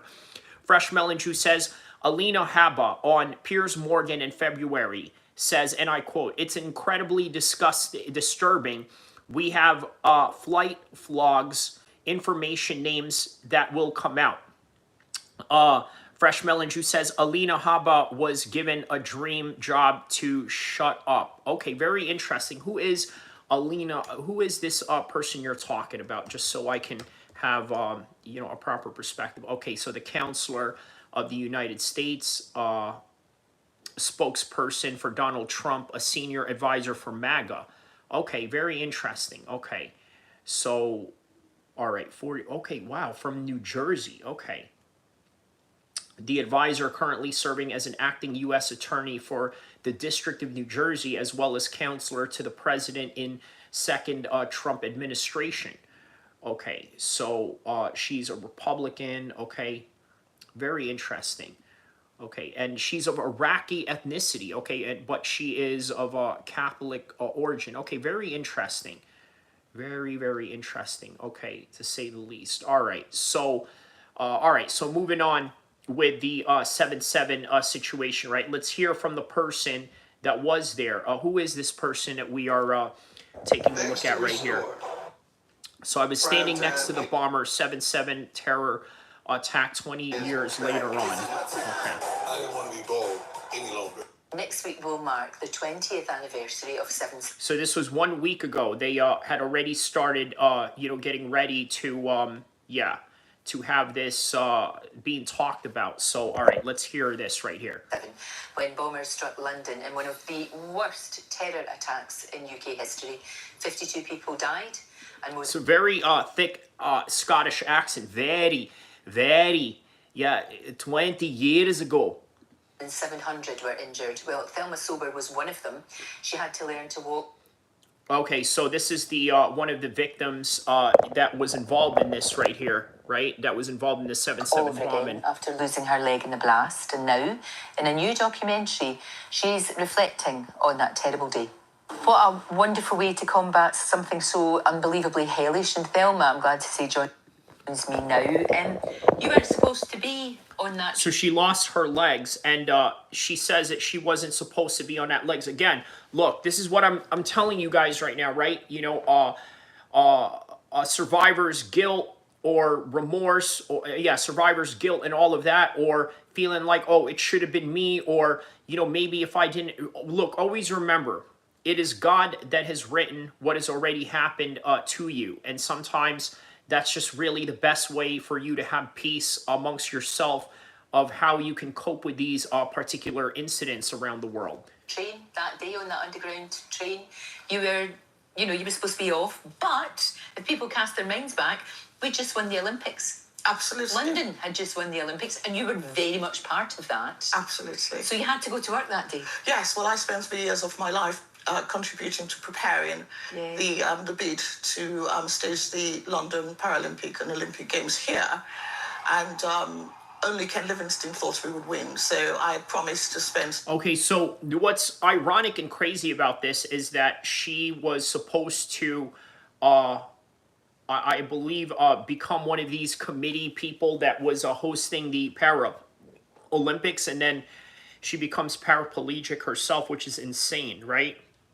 Some time with my son to take him to nursery, and of course we won, so my work ethics got the better of me. And you went I went into the office. Well, I was going to the office, but I never got there. No, you didn't, because we all know what happened. I mean, there you are, full of joy, you know, something that you'd worked so hard on, and then this happens to you, and it was horrific. I mean, I can't believe it's 20 years ago, but you know every single day you're living with the consequences of that, aren't you? Absolutely. And just to say, I mean, I speak for myself, but I also speak for all of those who were affected. Yeah. 52 people. Now, look, that's crazy, right? Having to deal with, you know, this type of situation where, like, every day you are reminded of what has happened to you 20 years on, right? It will always, like, look, this is what's crazy about this, right? You know, obviously, if you've been into street fights, if you've gotten conflicts like at the bar or at the mall or, you know, X, Y, and Z, those are things that you can easily forget, right? You know, all the different street fights and conflicts that I've been into, I could easily forget them because nothing major has happened, right? Maybe I punched a few guys here and there. Maybe a few guys have punched me, but there's nothing really more significant than that, right? But yeah, that's the reality of the nutshell when it comes to you know, getting your legs blown off in a war or a terrorist attack. That's something that's always going to be with you 24/7, unfortunately. So People lost their lives. Yes, I do live with the consequences every day. I see it, the way I cope with it is these are challenges that I have to navigate. And as long as I can get the support that I need, I am fortunate to be alive today to sit here with you to tell the stories. Because there's things like, obviously, you had to learn to walk again. Yeah. You lost your leg that had to be amputated. Tried to save it, but it wasn't possible. And your hearing, and everything. You know, it affects you, all of you, doesn't it? Mentally and physically, it affects you. Yes, and I have had surgery subsequently. I had a further amputation in 2013 because the tibia was growing and made it impossible to wear my limb. I have had subsequent internal injuries that originally flared up. And in 2019, after years of having migraine, it was discovered that I actually have shrapnels on my brain. And wow, okay, so she finds out years later that she actually has shrapnels in her brain, which is insane, right? I mean, that is absolutely insane, right? Like, you have shrapnels in your brain. Wow, man, that's crazy. All right, so let's see here. Oh, let's go back to that video. Hold on. Where's that? Oh.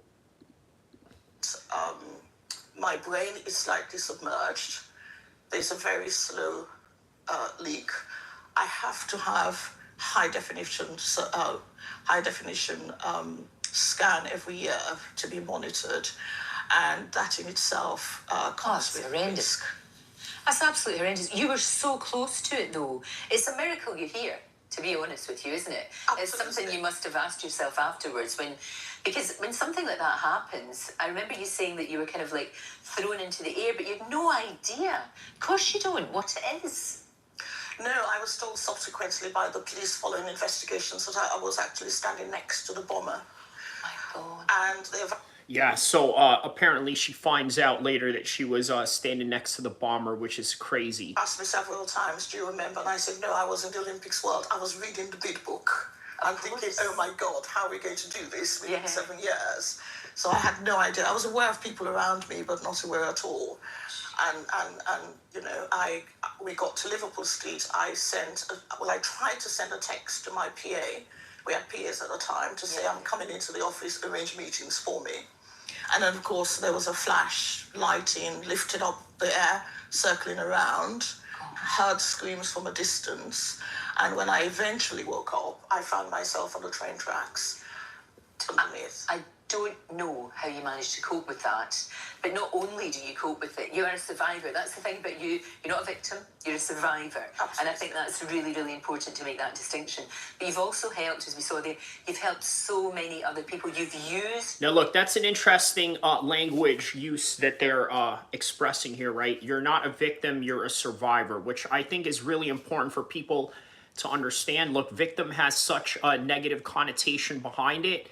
But yeah, I mean, this right here, you know, victim, that's a little too much to say, right? I think it really does play a psyche into your head, right? When you say that you're a victim, sometimes there's a sense of entitlement. Sometimes there's a sense of non-disclosure, right? There's not a closure in what it is that you are going through in your life. So yeah, I think it's better to say that you're a survivor and not a victim. So I agree with that.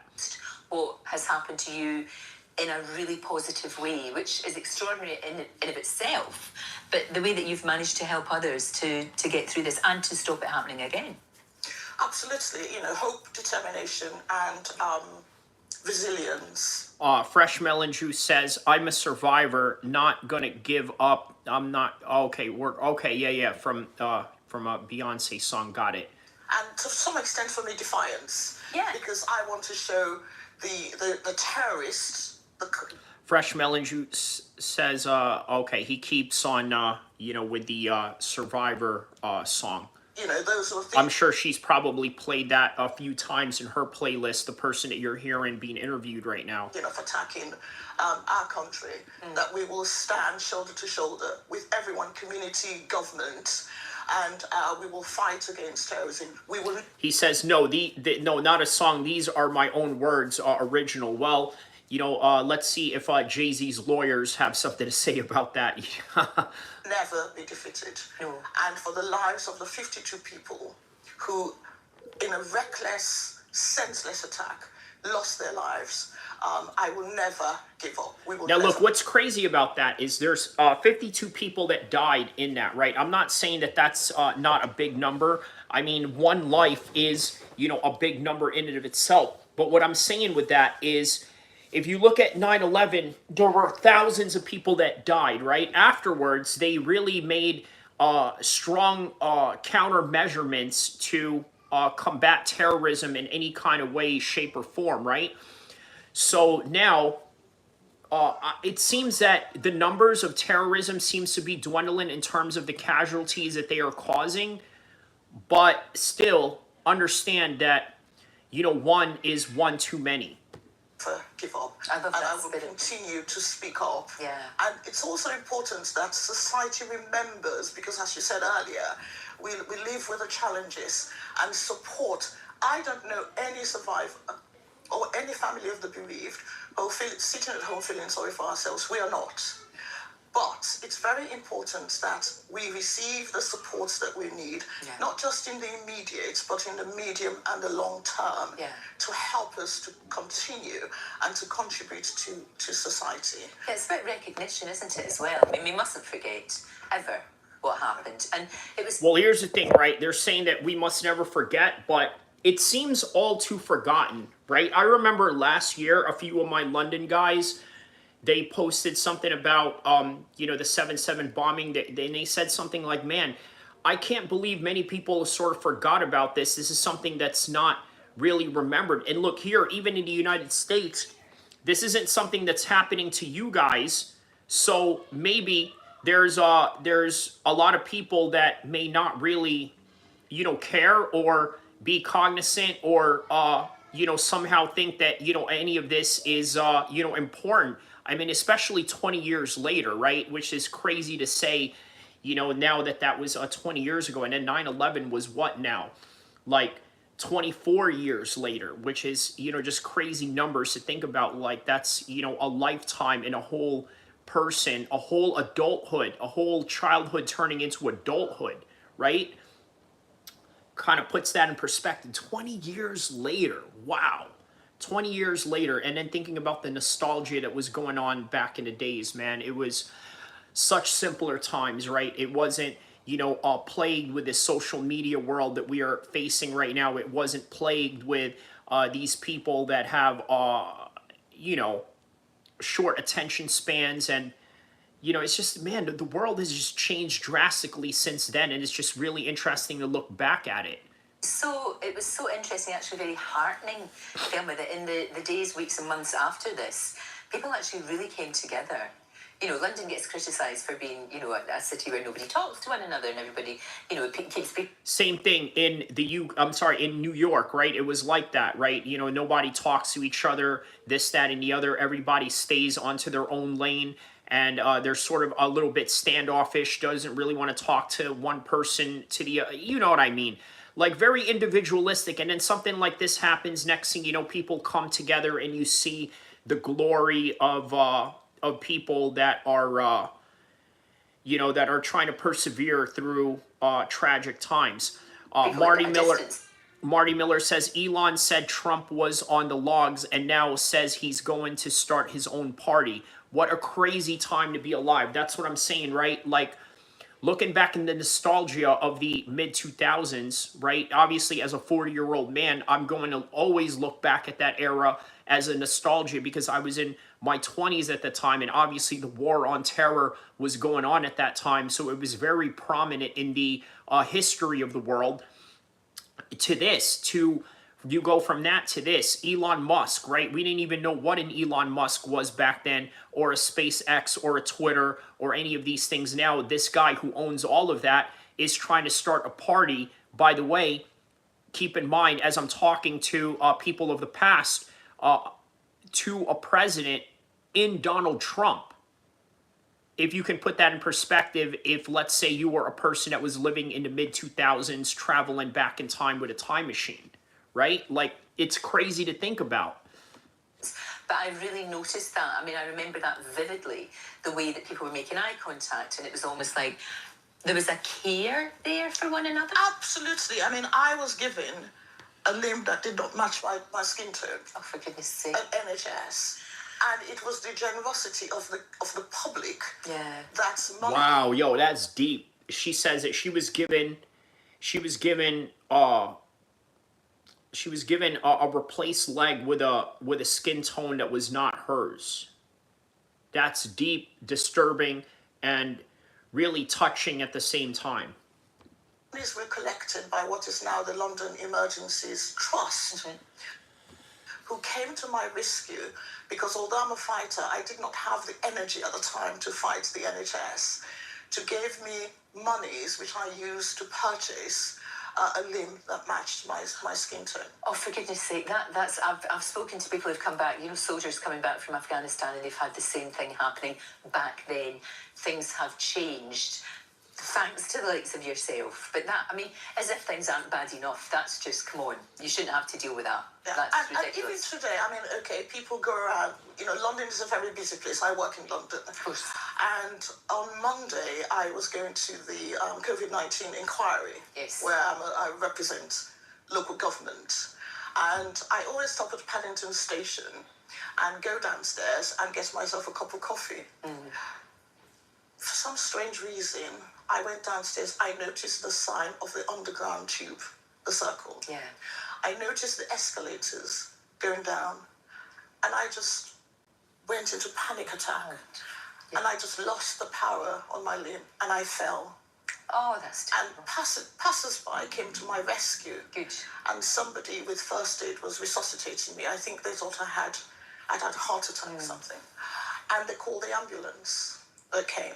So even though people are busy going about their business, we still have that humanity in London. And I was so grateful. So important. I was embarrassed. But oh, no, you shouldn't be, because that's so understandable. I mean, why wouldn't you feel like that when you've been through such a lot? And I think the work that you do is remarkable. You have managed to help so many people, and you are totally resilient and a real survivor. I am a survivor. 100% you're a survivor. And you can watch 7/7 Homegrown Terror on streaming service now, and it's a very, very important documentary, and we must never forget. Thank you so much for coming in today. Really appreciate it. Thank you for having me. Thank you. Hi there. Thanks so much for watching our YouTube. All right. So, all right. That's really interesting. Look, I want to read this particular comment right here, right, regarding the Netflix documentary. Okay, there's this comment that they wrote down here that I thought was really interesting that I wanted you guys to read. Okay, so it says here,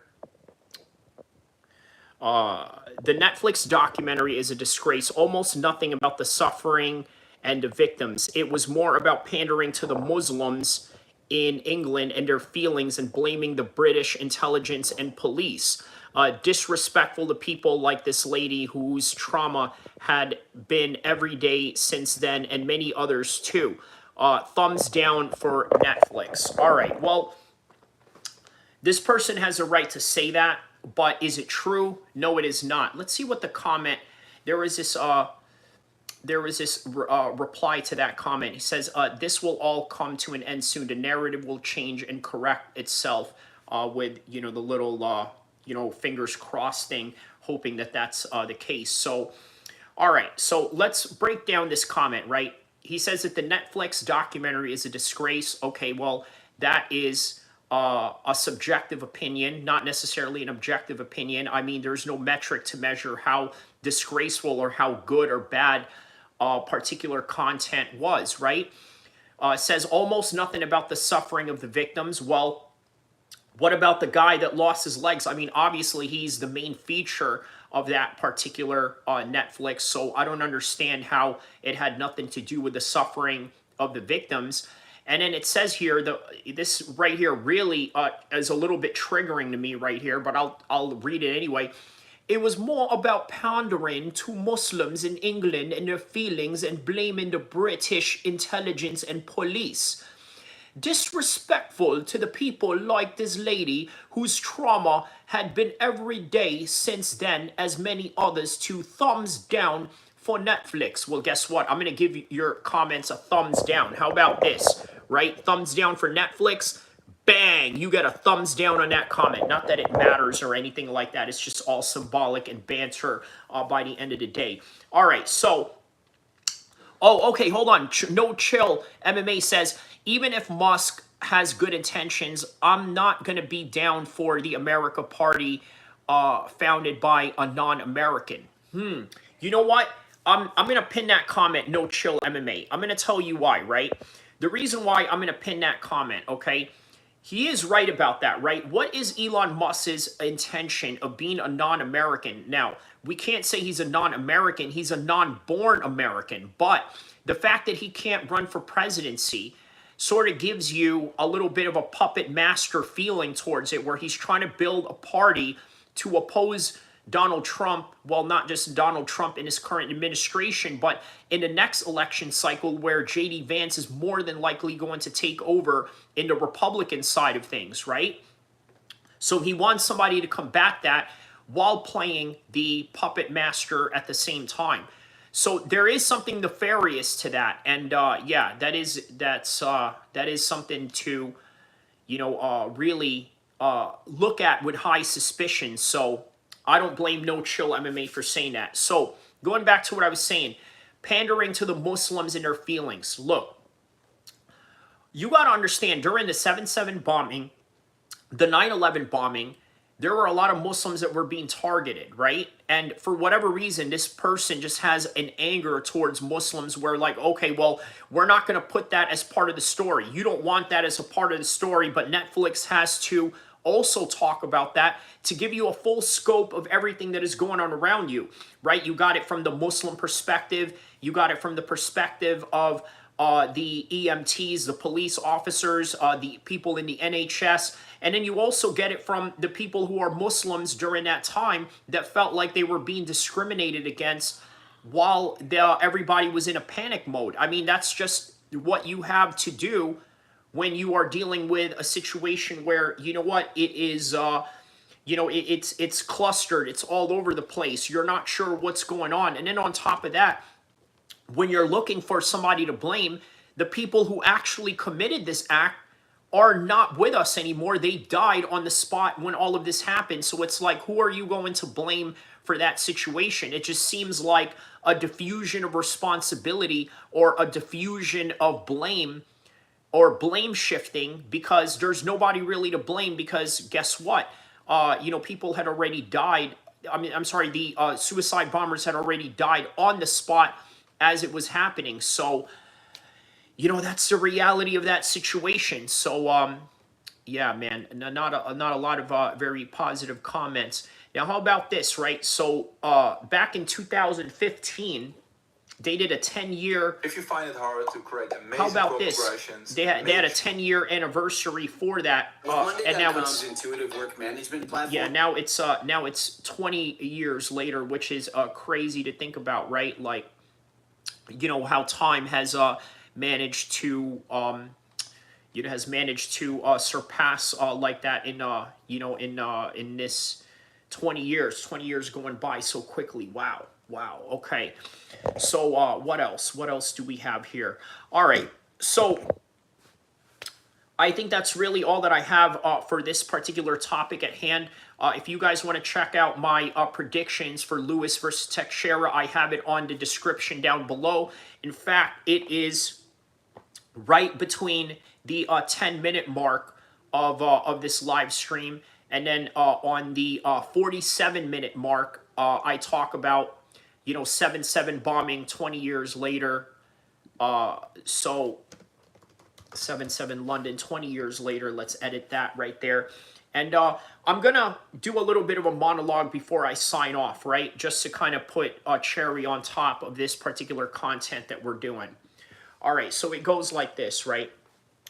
20 years later, all of this has passed, and time has passed so quickly.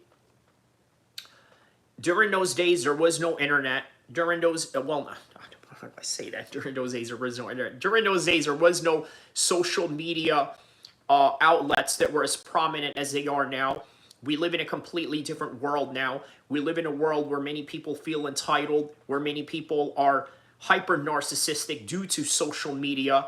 And then all of a sudden, many guys that were my age, they were in their 20s at the time, now they're in their 40s, and many of them who may not have accomplished what they wanted in their life or may have had a lot of regrets are now reflecting upon that in the current stage of their life right now as they look back of their life in the mid-2000s.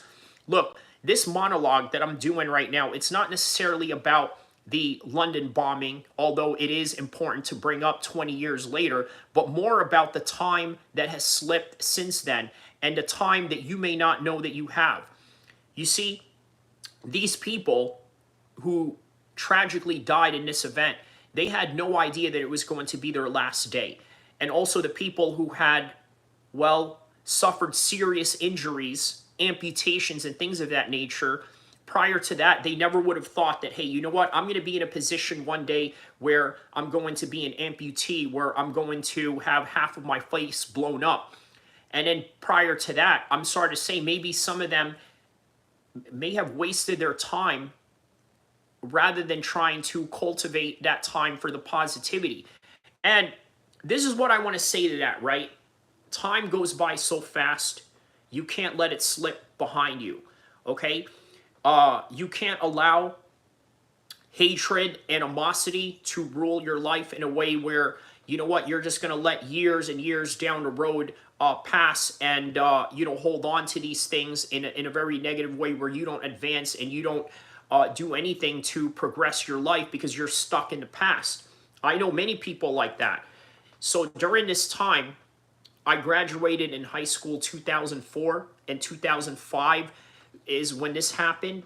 And it's crazy how time has passed so much, right? I'll tell you myself, right? There were guys back then where I didn't like, and for whatever reason, none of it ever got solved, right? I'm talking about like high school beef or this and that. And then years later, I look back and I say, what is this, man? I still hate these people. I still can't stand them. And then it's like, all right, you know what? There are some things that some people do that are unforgivable that you never, really forgive them for. But at the same time, you start to think to yourself, you know what? People change over the years. All these same people that I hated back in the days, they're not the same people as they are now. Meaning that for the same reason of what I hated them for back then, I may not necessarily see that same trait that I hate from them surface into the modern times. So